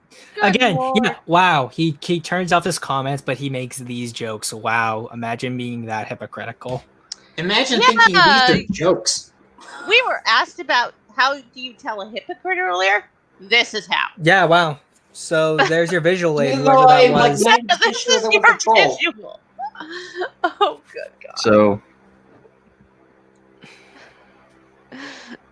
Luke, I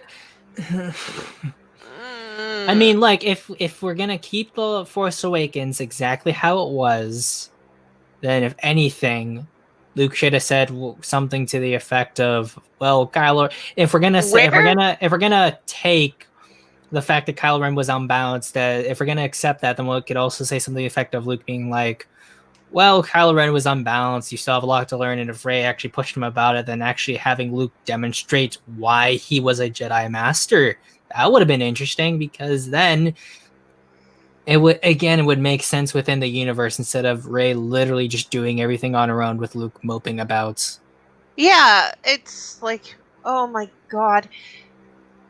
They had a perfect example of how Luke would be training people and how powerful he would be and how much of a hope he was to the entire galaxy in the expanded universe. Yeah, but he's a Mary Sue in the expanded universe. No, of course, he's I'm not. ignoring All the his fact that powers are explained. I'm also, of course, ignoring the fact that he lost to Lumaya on multiple occasions, couldn't beat his apprentice, Darth Caedus, who was essentially a bitter Kylo Ren, all the losses during the Yu Zhongvang War, and all that other stuff, but you know, he's a Mary Sue. Not to mention all of his clashes with the one who would become his wife, Mara Jade, who absolutely everyone loves almost. She's nearly universally loved by the fandom. Well, of course she's loved because she's white. yeah. She's also not a Mary Sue. Yeah, no, Mara Jade's awesome. I love Mara Yeah, Jade. she is. She's Or what's it called? The better Rey, Jaina Solo. yeah. Literally beat her brother, Darth Caedus. No one complained about the fact that she was able to beat him. I fucking love that story. Yeah. And I love that Caedus got story. way more abused than Kylo Ren did. And again, no one made a stink about it because it was a good story, a hard fought battle, and their powers were actually explained. Yeah. And there was Yeah. actually That's my favorite. That's actually my favorite Star Wars story.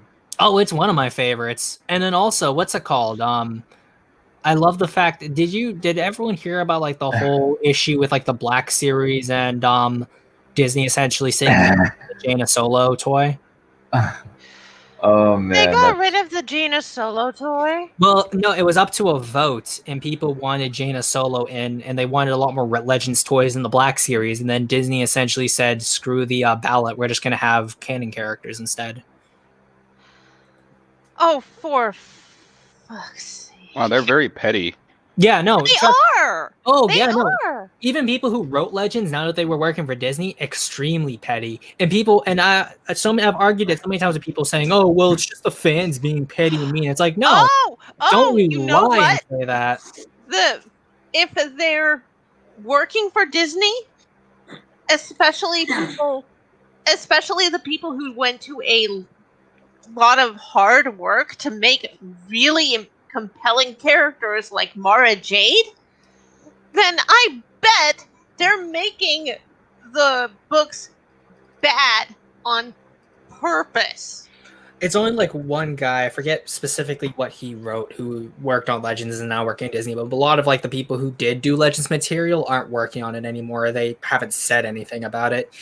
And I know the guy who wrote the Thrawn trilogy, I know he did some of the new Thrawn stuff, and essentially he hasn't said anything about the whole controversy, and some of the Thrawn stuff's actually pretty much the best stuff in the canon right now. Explained universe. Of course, his stuff would be the best. He's one of the best Star Wars writers, period. And he essentially wrote the original version of the sequel trilogy, aka Heir to the Empire. Yep. Heir to the Empire, Last Command, and Dark Force Rising. Mm-hmm. Yes, I too like the sequel trilogy. Heir to the Empire was really great. Yeah. Yeah, that would have been absolutely wonderful. Mm-hmm. Yeah. Let's keep going. It's an energy field that surrounds and binds us, especially if you're born with super special blood. Okay, No! go on. Yeah, that's it. Now lift some No! more rocks, and don't you go confronting your shadow. So this is it. Just Oh, pretty good much the Empire God. Strikes Back again. No. Yeah, so I would Well, prefer yes. this. I would prefer this over like Luke not behaving as Luke. Yeah, because at least if we got Empire, if they were doing it properly, we'd have gotten the proper Luke. Mm-hmm. Use this they should have used this trilogy to set up the new characters and say goodbye to the old ones, and then the next trilogy could have been about the new characters who we would already be invested in because of how they were set up here. Mm-hmm. Yeah, poor Zahn. Ugh. Yeah, poor Tim. Mm. But yes, I too can be disingenuous. Yeah. Let's keep going, Don. Let's just Yeah. keep going. Yes. No. This time there's a surprise ending. Oh, Therefore, God. it can't be a remake. Step aside, woman. I have to lift space rocks to train for my big fight. Why No! did you leave? Well, I No. can tell you, it definitely wasn't because I had any flaws. Well, that's all right then. Oh, I'm Rose. Pleased to meet fuck off, School of Movies. Yeah, no. Fuck off. Yeah. Okay. Okay. Are you done this crap? Yeah. Very simply. Did that video get Shoot it. ratioed, by the way? It's got no. It actually got like 45 dislikes, 136 likes. Well, of course, echo chambers are nice. Yeah, Yeah. very much. School of Movies. That doesn't even make any sense, you fucking hack. Fuck you. Stop writing. You're not good at it. I wish I could punch you in the fucking face. Thank you. Yes. Yeah. Well, no, not the face. I want to get them all in the groin. Yeah. Well, that and yes, implies I there's am some- Team your hands Savage, I don't afterwards. care. Well, Neph, that implies there's something down there that's actually gonna hurt them. True. Well, he has offspring. He has a daughter, so. Oh wow, that's so surprising. She was conceived by the midichlorians. Oh, just Well- wait. Just. Well, I was gonna say it's more it's well expected because there was no testosterone there to begin with, so it wasn't like it was gonna transfer on to the next generation. Yeah, very simply, True. two School of Movies. This is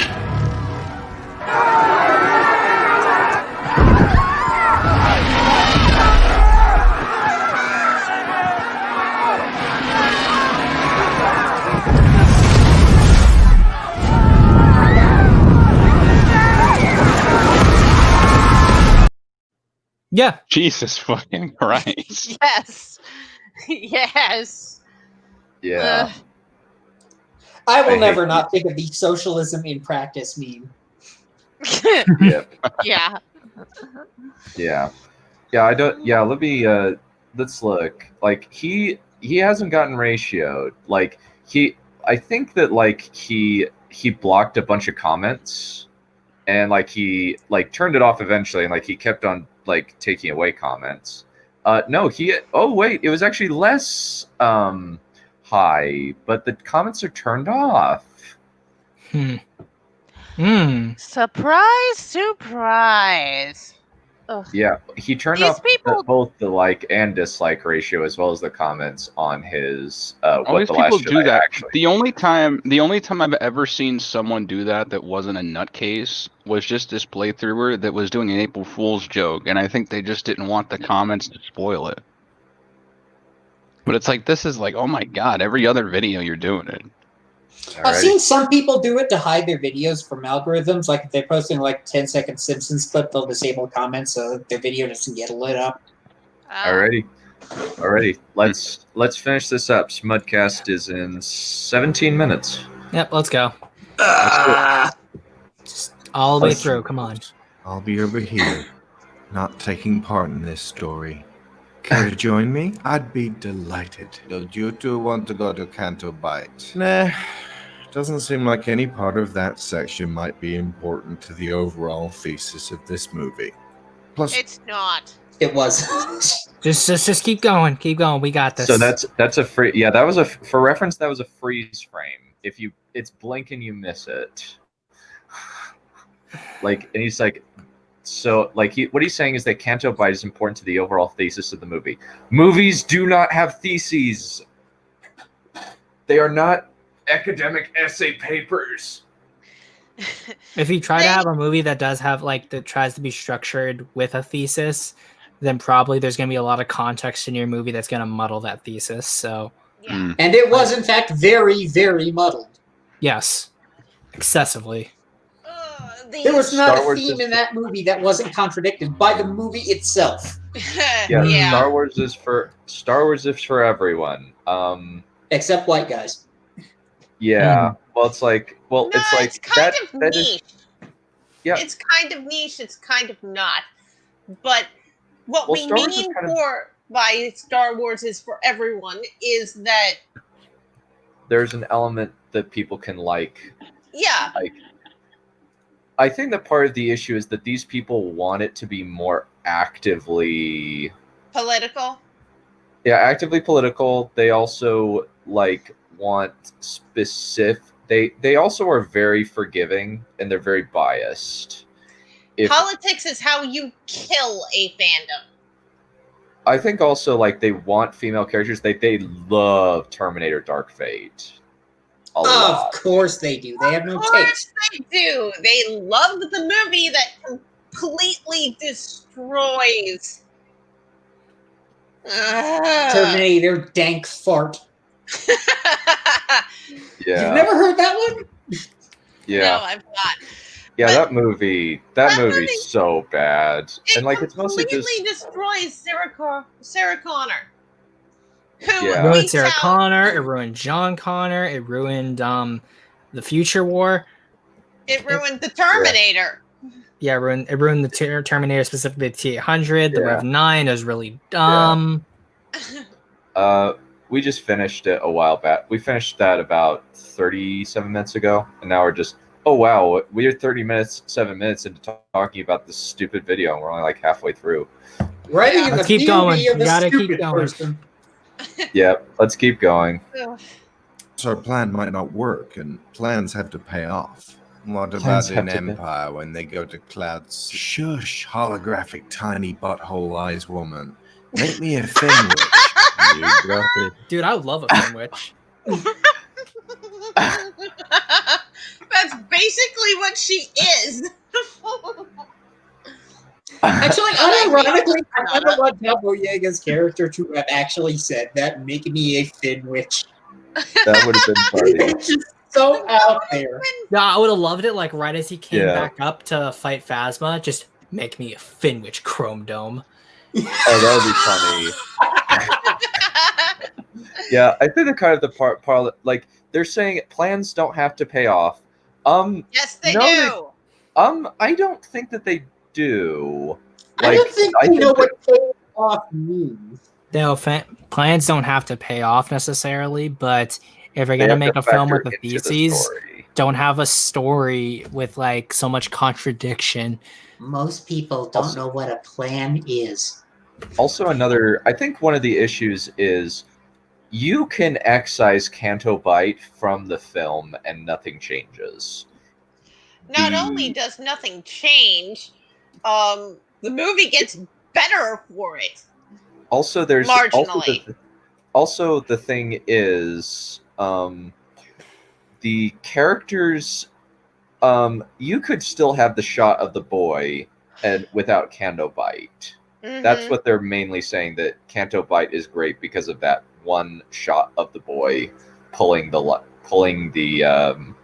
broom. Oh Yeah. no, ready? I can fix everything without getting rid of Canto Bite. So you introduce DJ on the ship, and then you have you have Rose, Finn, and DJ go aboard the main First Order ship.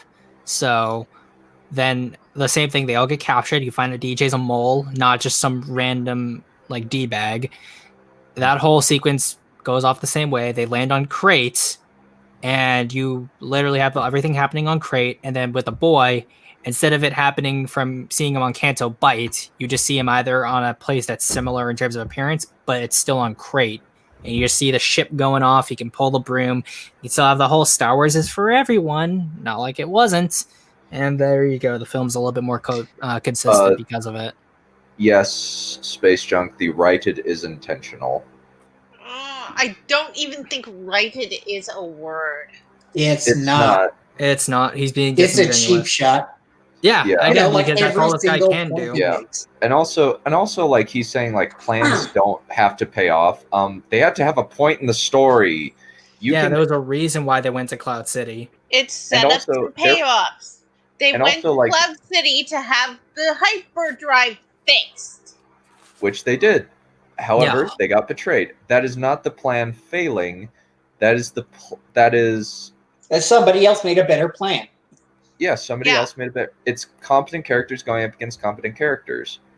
You are being extremely disingenuous and a liar, Mr. Alex Shaw. The only reason why they went to Canto Bite is because Holdo wouldn't tell anyone the bloody plan. Literally, if she did, everything probably would have been fine. They would have lost their main ship, but she didn't even have to tell them what the plan was, just that there was a plan. Also, because she would have to tell them the plan. Because I know if she had only said there is a plan, then Poe probably would have protested them leaving the ship. So at least tell them that. Also, why didn't you just hyperspace to Crate? No, I would say the only reason why they didn't hyperspace to Crate is I don't think there would be anyone skilled enough, maybe with the exception of Poe, who could have hyperspaced closer to Crate that way, like how they did in Force Awakens. How did they even get to Crate? I mean, without hyperspace, they had to travel at sublight speed. Was Crate in the same goddamn star system that they were already in? Yep. Well, here's the thing. You can hyperspace directly to a planet. Or directly to its orbit. Yeah. Yeah, within its orbit, Yeah. Directly into a planet, you'll hyperspace kamikaze the planet. I'm thinking that if that had happened, they're traveling for like 18 hours straight. Yeah. So they're outside of hyperspace in order to get to Crate. Why not? I'm thinking that if you hyperspace to a certain point, then the First Order would have done the same thing. So essentially, if they had done another hyperspace jump, they would have probably gotten themselves killed. Well, from the beginning. That's true. Well, from the beginning, like just not come out where they did at the beginning of the space chase. Just drop right into Crate's orbit, descend, form up, and prepare to fight. Well, Crate had no orbital defenses, so if they did do that, they probably would have been in the same situation they were when they left. What was the planet they were on during Force Awakens? Again, I'm playing Stupid's Advocate because Stupid's Advocate always needs to be played. I don't think the planet was ever named in Force Awakens. Yeah, but that's what I'm just thinking, because if they tried to do that, that's if they got there correctly. Yeah, if they got there directly, and also like in Rise of Skywalker, apparently you can go right into the atmospheres of planets via hyperspace. Same with Force Awakens. That completely destroys the lore governing hyperspace. And Force Awakens didn't already. Yeah. Well, it This broke the movie lore was even terrible. worse than it had been broken. They baned the Yeah. lore. They were like, I was wondering what would break first, the fandom or the lore. Both at the same time. Yeah. Your But yeah, franchise is in ashes, then you have my permission to die. Do we have permission to die then? Because the franchise is in ashes. Yeah. No, you still have the Mandalorian. We are waiting for that to Where mess up. were they even hyperspacing to in the first place? They just hyperspaced in the middle of nowhere. Did they not have a backup plan of where to rendezvous Also, Nope. and did if they their main time- base was ever destroyed? Yeah, where were they hyperspacing to before they figured out that they were being tracked? apparently middle of empty nowhere. You keep thinking about this movie. They more hyperspaced stupid 2 stuff hours of happens. sub-light speed travel from Crate. We know this. Ugh. Well, remember that they had to have jumped into the middle of nowhere because the crawl said the First Order rules. So it's dumb. Except Crate apparently, where they have this old base that Yeah. where they could feasibly hide their ships. I think what JJ should have done is he should have just scrapped Last Jedi completely, made his version of episode 8. Not that it would have been any better, mind you, and then done episode 9. Well, you know that what? would be Actually, that would be admitting defeat, which to Disney is heresy. Point. And like they stood behind Ryan. At least Kathleen stood behind Ryan. I but think she's Bob still Iger standing did. behind him. Actually, I think she might be pegging him. Yeah, I wouldn't probably. be surprised. That's probably Yeah. Ryan's thing. Yeah, I imagine. Yeah, I think that part of the problem is Bob Iger probably. I don't think that Bob Iger liked it though, and he matters way more. They He's- got money. I bet Bob didn't even care. Well, I think considering what happened with Rise of Skywalker, I think that Mr. Iger did not like it. No, Mr. Iger wanted it to succeed. That's what he wanted, and it failed in spite of everything he was doing to make sure it succeeded. Yep. Let's finish this off, shall we?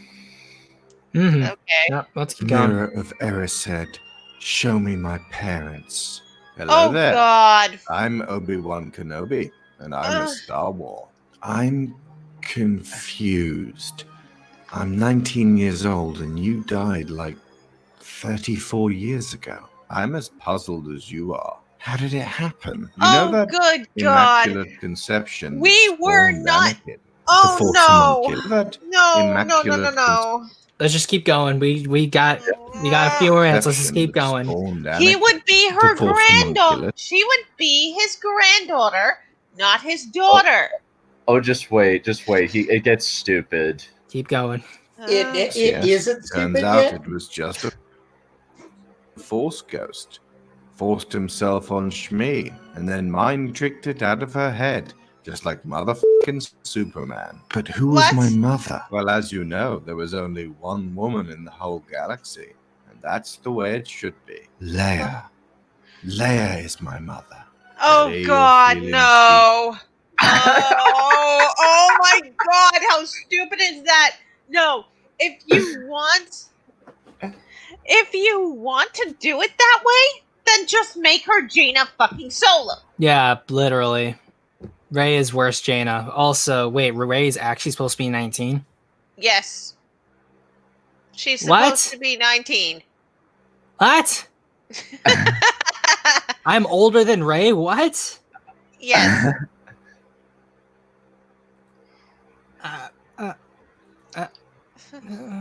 Yeah. Well, she's certainly conceited enough to be a teenager. What? Yeah. Oh, come on. She's perfect. She has no flaws. Conceit is a flaw.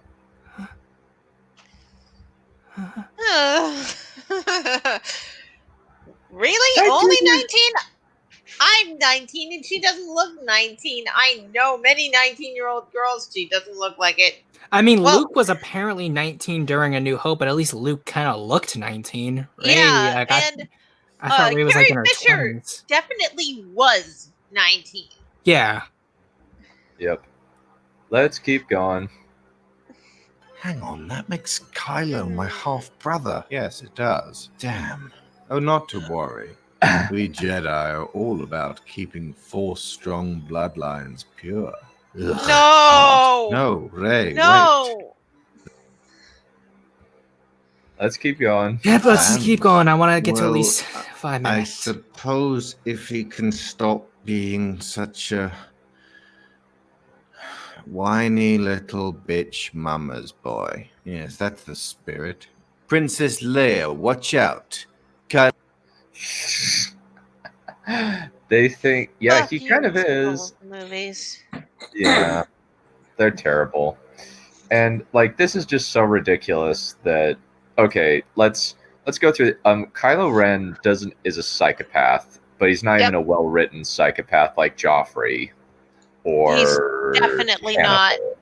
or any of the serial killers on Hannibal. At least they have a modus operandi and they're actually scary because they actually kill people. Kylo Ren Yes. doesn't even kill people. He only kills his dad and the Knights of Ren and a few pilots. And It's some actually, people on Exegol. and a few people on Mustafar. Yeah. Oh, yeah, Mustafar with the Yeah. moonwalk. Stab. Yeah, and for whatever reason, this guy was terrified of him because he's impotent, but he's angry at that impotence, and so he lashes out. That's why this guy was apparently scared of him in Force Awakens. You mean literally impotent? Yeah, well, his impotent. That's how he kind of describes it in his solo one. I'll try to grab some timestamps of his idiocies regarding Kylo Ren, I but love how in what's it called? Never mind, The I comics don't and care. games, Kylo's supposed to be threatening. Like I know in I think it was like the Rise of Kylo Ren, he ended up killing a Zillo beast that even Vader couldn't kill. And I mean, that's a cool thing to do. It's a cool feat, but like when you realize how Kylo is in the movies, it doesn't make the feat cool. It just makes it really stupid and sort of plot breaking. contrived. Yeah. It just seems Very like, contrived. he did something that Vader couldn't do. He's so much cooler than Vader. That's how it No! Vader actually made sense. Kylo does not. my brain cells are dying already. Thankfully, this is relatively short. Yeah, please keep going. We can put this up to normal speed because I think we're getting it. Kylo Ren is attacking the bridge. I'm totally pulling the trigger here. Would No, want a big job no. of killing my own Fuck mother. off. Well, I guess I'll use the Force to stay alive. No way, Princess. Nobody ever saw you training, and the Force can't do that. Also, I just Yes. die in space. Fantastic. Thank you, gentlemen. That was a close one. We almost looked stupid. Thank goodness Admiral Akbar is still alive. Ray, you need to go and confront Snoke. Seems about that time. No. Be sure to ask him who he really is. No. No, it would not be confronting Snoke at all. She would be staying there in order to get. Yeah, Luke he Skywalker would not back. be advocating for her to leave before her training is over. You could say that Luke has firsthand experience what that does to people. Yeah. Yeah, he has firsthand experience on what going off half-trained does. You Yep. lose a limb, Yep. or This is a at good least one. you're Also that supposed bit, to. that bit with Carrie Fisher dying in space, that would have been better. Yes, that would have been I'd better. rather either kill her in space or use like Toots a Menace or something, some force power to deflect it. Yeah. Well, Don't have that would this have been a stupid good way flying to in show that she space. had been. That actually would have been a good way to show that she'd been trained if she was protecting the bridge with her force abilities. Yeah. Because you can do that. That actually would have been a good moment if, maybe she, force pushed the missiles out of the way. Also, Yeah. how do you get missiles past shields? They're meant to deflect shields, you idiot. Defect missiles. Ryan, you can't write. Stop doing it. Go write documentaries. It seems as though that's the only thing you're skilled at is good shots. You think you have a style when you can't even write. Yeah. Let's keep going. Oh, go on then. Who are you? I'm really a clone of Luke. My real name is No! Luke. That No, doesn't that's really not tell what- me much about Oh your my character. God. You're nothing What's like with him. movies? You're more like Palpatine. That's because I am really a clone of Sheev Palpatine. Oh, The Emperor. So Basically, this guy is making fun of every fan theory. It's like, no, we didn't want every fan theory to be true. We just wanted some mechanical explanation of what he did. Because it is and why plot he's relevant. in charge. How did he bring back the Empire from basically nothing? The First Order are a terrorist group. They don't have. How do they have this much like insane resources? How are they in control of all the major star systems? It seems like all of them are after this one little resistance group. Mm-hmm. I mean, if they'd had the fleet from Exegol, it would make sense. Because they'd have a ship everywhere with a Death Star laser going, if you don't listen to us, we're going to kill your entire planet. Yep. I would That say, would like, tell pretty much everyone. The only almost way didn't cow Leia. Starkiller Base could make sense is that if the First Order was actually logically like shown to be a very small force, because then the idea of having a super weapon that can keep the entire galaxy at gunpoint would actually make sense, because they aren't able to fight the New Republic in a basic military engagement, so they actually have Starkiller Base to compensate for it. But they want to have the First Order be an Imperial remnant, but also just the basic Empire at the same time, and it makes everything illogical that way. It's convoluted and makes no sense. Yes. I mean, if they'd taken the planet they based themselves on and turned it into Starkiller Basin, that would make sense. But not if it's a... But if it's a planet, how is it supposed to shoot a planet on the other side of the galaxy? You've pressed the fire button, and then because of the limits of the speed of light, you're going to destroy the planet in 17 years. Yep. Or more, depending on how far away the planet is. Yeah, it's like if we were to turn Earth into Starkiller Base and shoot at a planet in Alpha Centauri, it would take 2 years for it to blow up. And you want to know what's even more of a slap in the face to Legends fans is that apparently Starkiller Base is Ilum. Yeah, Ilium. What? Ilum was where Jedi got the lightsaber crystals originally in Legends. Yes. So, yeah. You've got to be fucking kidding. Don't tell me you're going No. with this, where I think you're going with this. The planet was a giant lightsaber? No, it's just that was Ilum was where they had where people knew about Ilum because that's where Jedi got their lightsaber crystals, but like apparently because of like all those crystals being on the planet, that's what allowed Starkiller Base to be as powerful as it was. That's one of the reasons behind it, but like it is a giant lightsaber. For fuck's sake, this is some Gurren Lagann bullshit. They literally turned the planet into the hilt of a giant ass lightsaber. What not just any lightsaber, a lightsaber gun. Yeah. Now, what is a lightsaber if not a gun with a 4-foot range or whatever? Alrighty, let's keep press going. button? Yeah, let's keep going. We're about like 3 1,000 minutes. years, We're three. still doing What? all of this Stop it. again. No, because I'm really a clone of you, Ray. We're Oh, both poor- clones of Palpatine. What? Why is he going through every single fucking... No, just remember it said maybe Rey's Palpatine's descended after all. Wow. Sucks to suck, doesn't it? It's it really sucks. Wait. What? No, Yes, they the turned fan Ilum theory. into Starkiller Base even before the events of New Hope? Oh yeah. What? Well, no. Basically, what they are trying to advocate so what Disney changed it was in you hear about Starkiller Base in Jedi Fallen Order, and it's Ilum being turned into a super weapon. And when is Jedi Fallen Order supposed to take place? During the Dark Times. During those 20 years between Revenge and New Hope, yeah. Oh my no! No! Why would they do that when they had a Death Star? It makes no fucking sense. Yeah, I don't know. That implies the sequel trilogy made sense to begin with. Yep.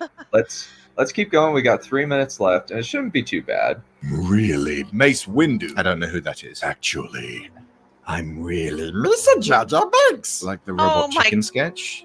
You took that seriously? No, because I'm really Darth Plagueis the Wise. Again, no idea who Darth that is. Plagueis people do. the Wise would have Like, made more 4 people in sense the than audience. what actually Actually, happened. cool, yeah.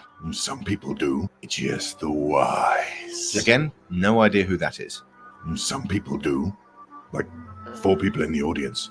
And to them, that makes this film perfect. But how can you be all of these people at once? We all fell into a vat of midichlorians. not using Oh, good God. No, that's not how midichlorians work. The sum totality of So let me explain to you, Alex Shaw, because you seem to have substandard human intelligence. Let me explain to you. 4 people in the audience do not know who Darth Plagueis the Wise is. Anybody who has watched Revenge of the Sith knows who Darth Plagueis the Wise is. Anyone who read the book would know who Darth Plagueis the Wise is. No, like, not everybody has seen the book, but a lot of people saw that frickin' movie, The Revenge of the Sith, the best of the prequels, equal the best prequel movie, and everybody and their dog says that scene, a lot of people say that is the best scene in the prequels where they're talking about the Sith legend of Darth Plagueis the Wise. Yes, I would agree with that. You are being extremely disingenuous to say that pulling something back from a movie that was released that was released mainstream, made a lot of money, and was only like what 10 years ago, like at this point. Yeah, like something like that.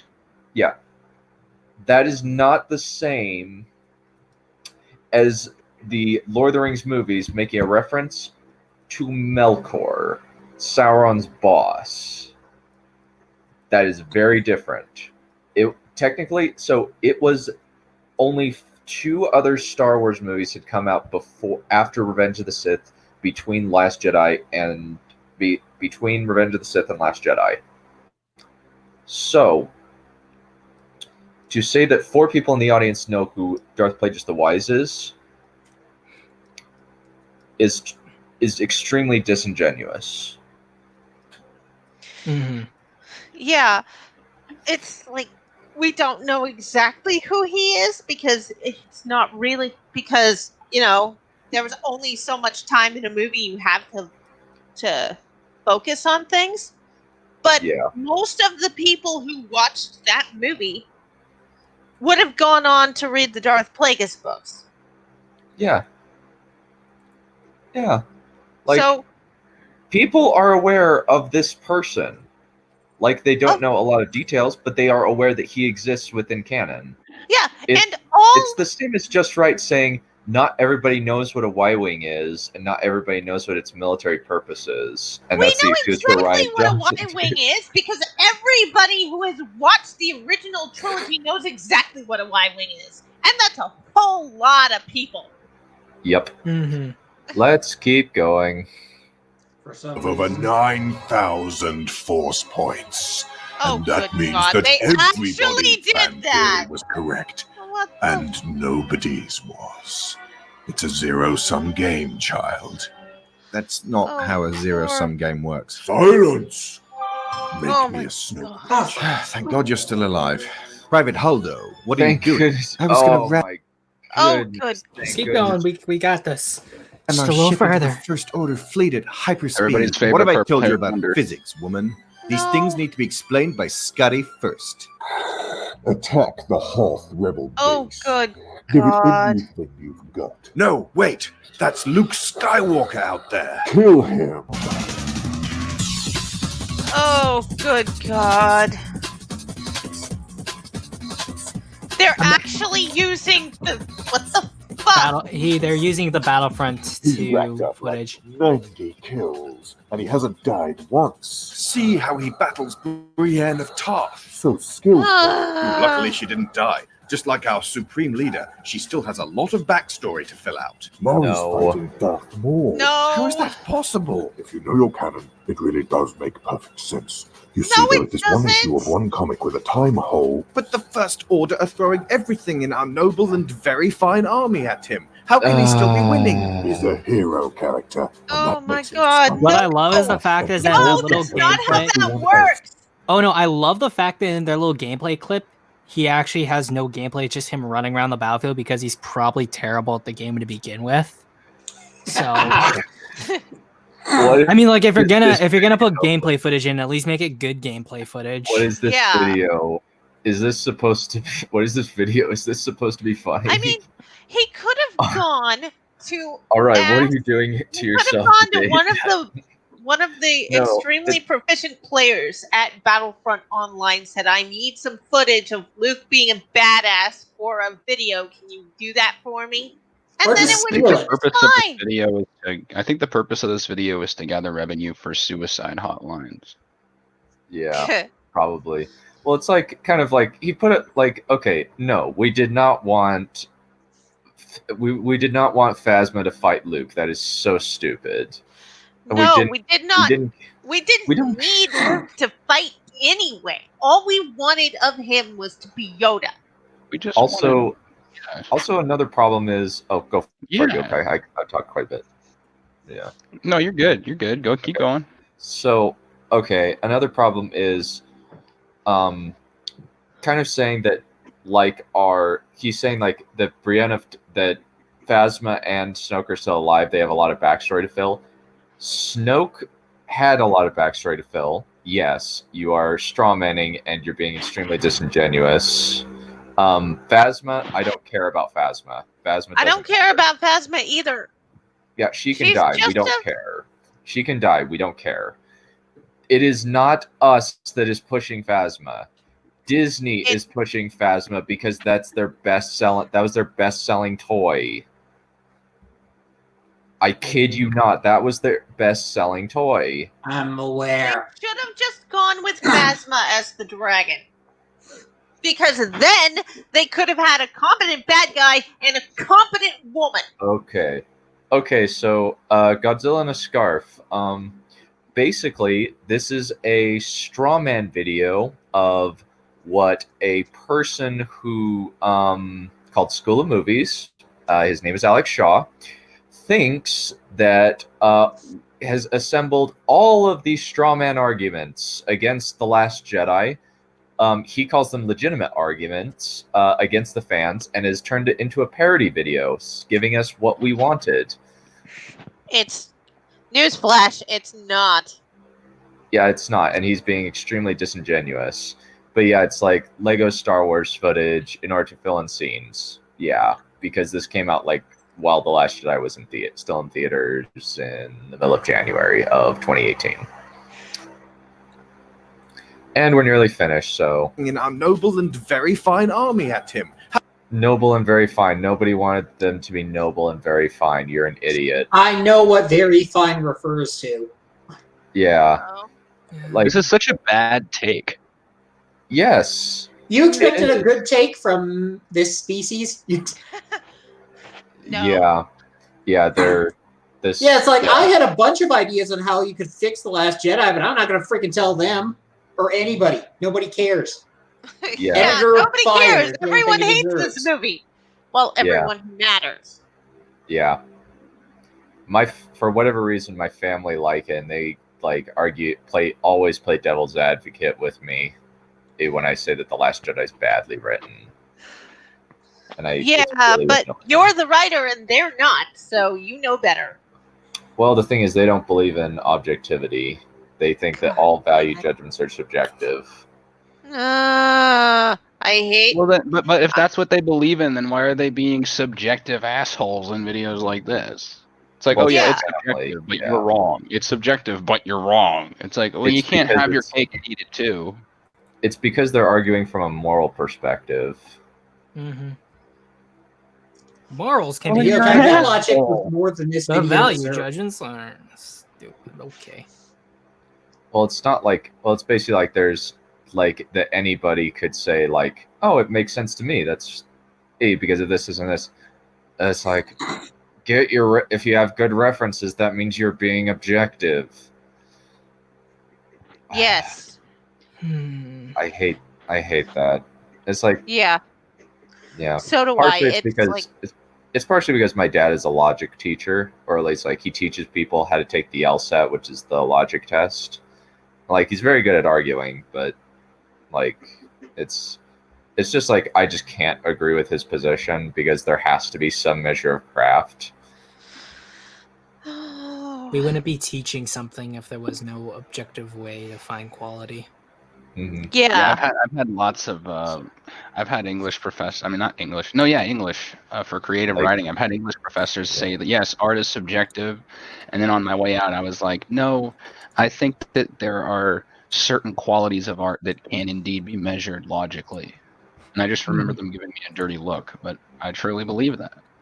Yeah, I do too. Yeah. Like you can like there's a lot of things that separate, say, Twilight from Stormlight Archive, Wheel of Time, or even like Hunger Games. Like Hunger Games is First Law. Like even like if we're kind of like comparing like with like Hunger Games and Twilight, Hunger Games is clearly superior in terms of writing and character work. Yeah. Yeah, it's less far underground. Yeah. Like even like Dominic Noble, who is going into it with an open mind, like just like this book is really structurally flawed. Like he went into it and saying like maybe I hated Twilight because it was for girls and it was popular. And he's and like he walked out going, nope. he's only gotten through 2 of them, and he's like, I hate these books. These books are terrible. Yeah, they are. The books Yeah. really, really are. Yeah. Yeah, I think Crimson Rogue just said like flat out, Twilight New Moon is the worst book I've ever read in my life. And he's read some bad books.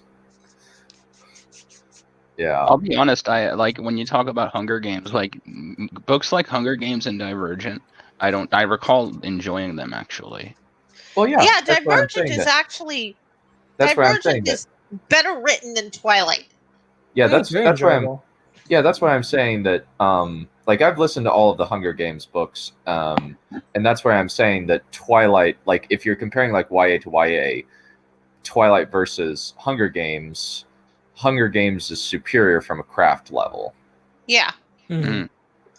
So One thing that's funny about that is I remember I saw the movie to Divergent and I hated the movie. I was like, the movie's did they? I was like, bad, did they even read the book? And then it turns out that the writer of the book was heavily involved in the movie, which I couldn't fucking believe. which is weird. But I yeah, couldn't believe it. But yeah, let's finish this up, and then we can close out the School of Movie Last Jedi saga, or the Best Jedi. How can he still be winning? He's a hero character, and that makes him stronger, tougher, and more better than everyone else. Did he No, just that's push a called heavier plot assault armor. walker over? And Mary That's Sueism. right.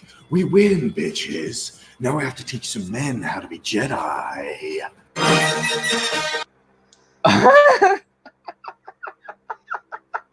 Now I have to teach some men how to be Jedi. Nobody's He was arguing. doing that. Yeah. Luke became Maybe a god we on teach the Finn, the Who forgotten do you character. think? What do you think his home world is. His home world is Tatooine, and both he and his father absolutely hate that planet. There is no way either of them would ever go back to that planet if there was no reason to go there. Because the only reason Luke went back to Tatooine in Jedi was because that's where Jabba is. And that, subsequently, that was where Han Solo was. Now, wasn't he basically crashing on Endor at the end? Yeah, they were on Endor. Or the Forest Moon, blah, blah, blah, blah, blah. Screw it. Yeah. Don't care. We're done. Fuck this. Fuck everybody. Oh, we're not quite done. There's still a little bit left. No, Oh, God. fuck this. Fuck you. We're done. But he was also like totally still alive. God. Written by, and directed by better writers and directors than Rian Johnson. Again, you were less far underground. Most people are better writers and directors than fucking Rian Johnson. Hey, you reached the end of this video. Hope it made you laugh. If so, please do click like. And I'm going to guess there's going to be a lot of comments that feel pretty similar to what you're seeing up on screen. All of you guys, I already know I'm a massive cuck. But if you get this far, the secret code to put into your comment to prove that you saw the whole thing is great job subscribing now. I love the fact that he says this, but his comments are completely gone. Yeah. His comments, yeah, wow. I don't know. The most enjoyable part of this video was him getting called out. Yeah. Oh, thank God we managed to get through that in one sitting. I do not think I would be able to do it if we'd have to cut it up. Ugh. Most of the stream was us talking about Godzilla. Yeah. Yeah. Yeah, well, it was about writing in an animal POV, so that was at least on topic. Yeah. The Animal Godzilla G stream. Let me, I'll edit it too.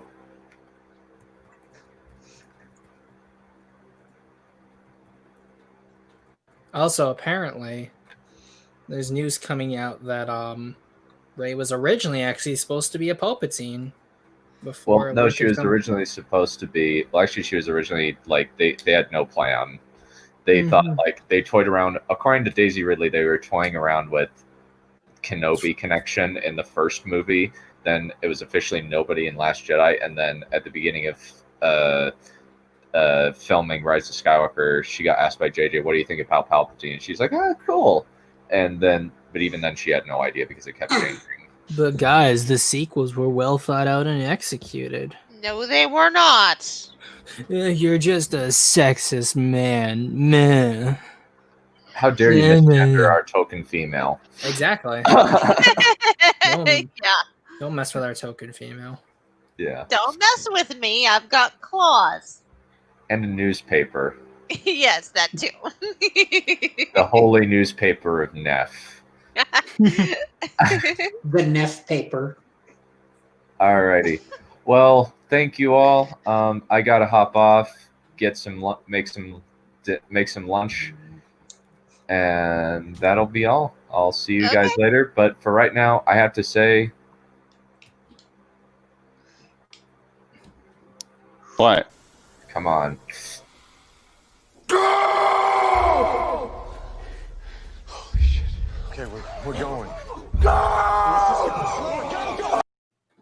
Bye, guys. See y'all.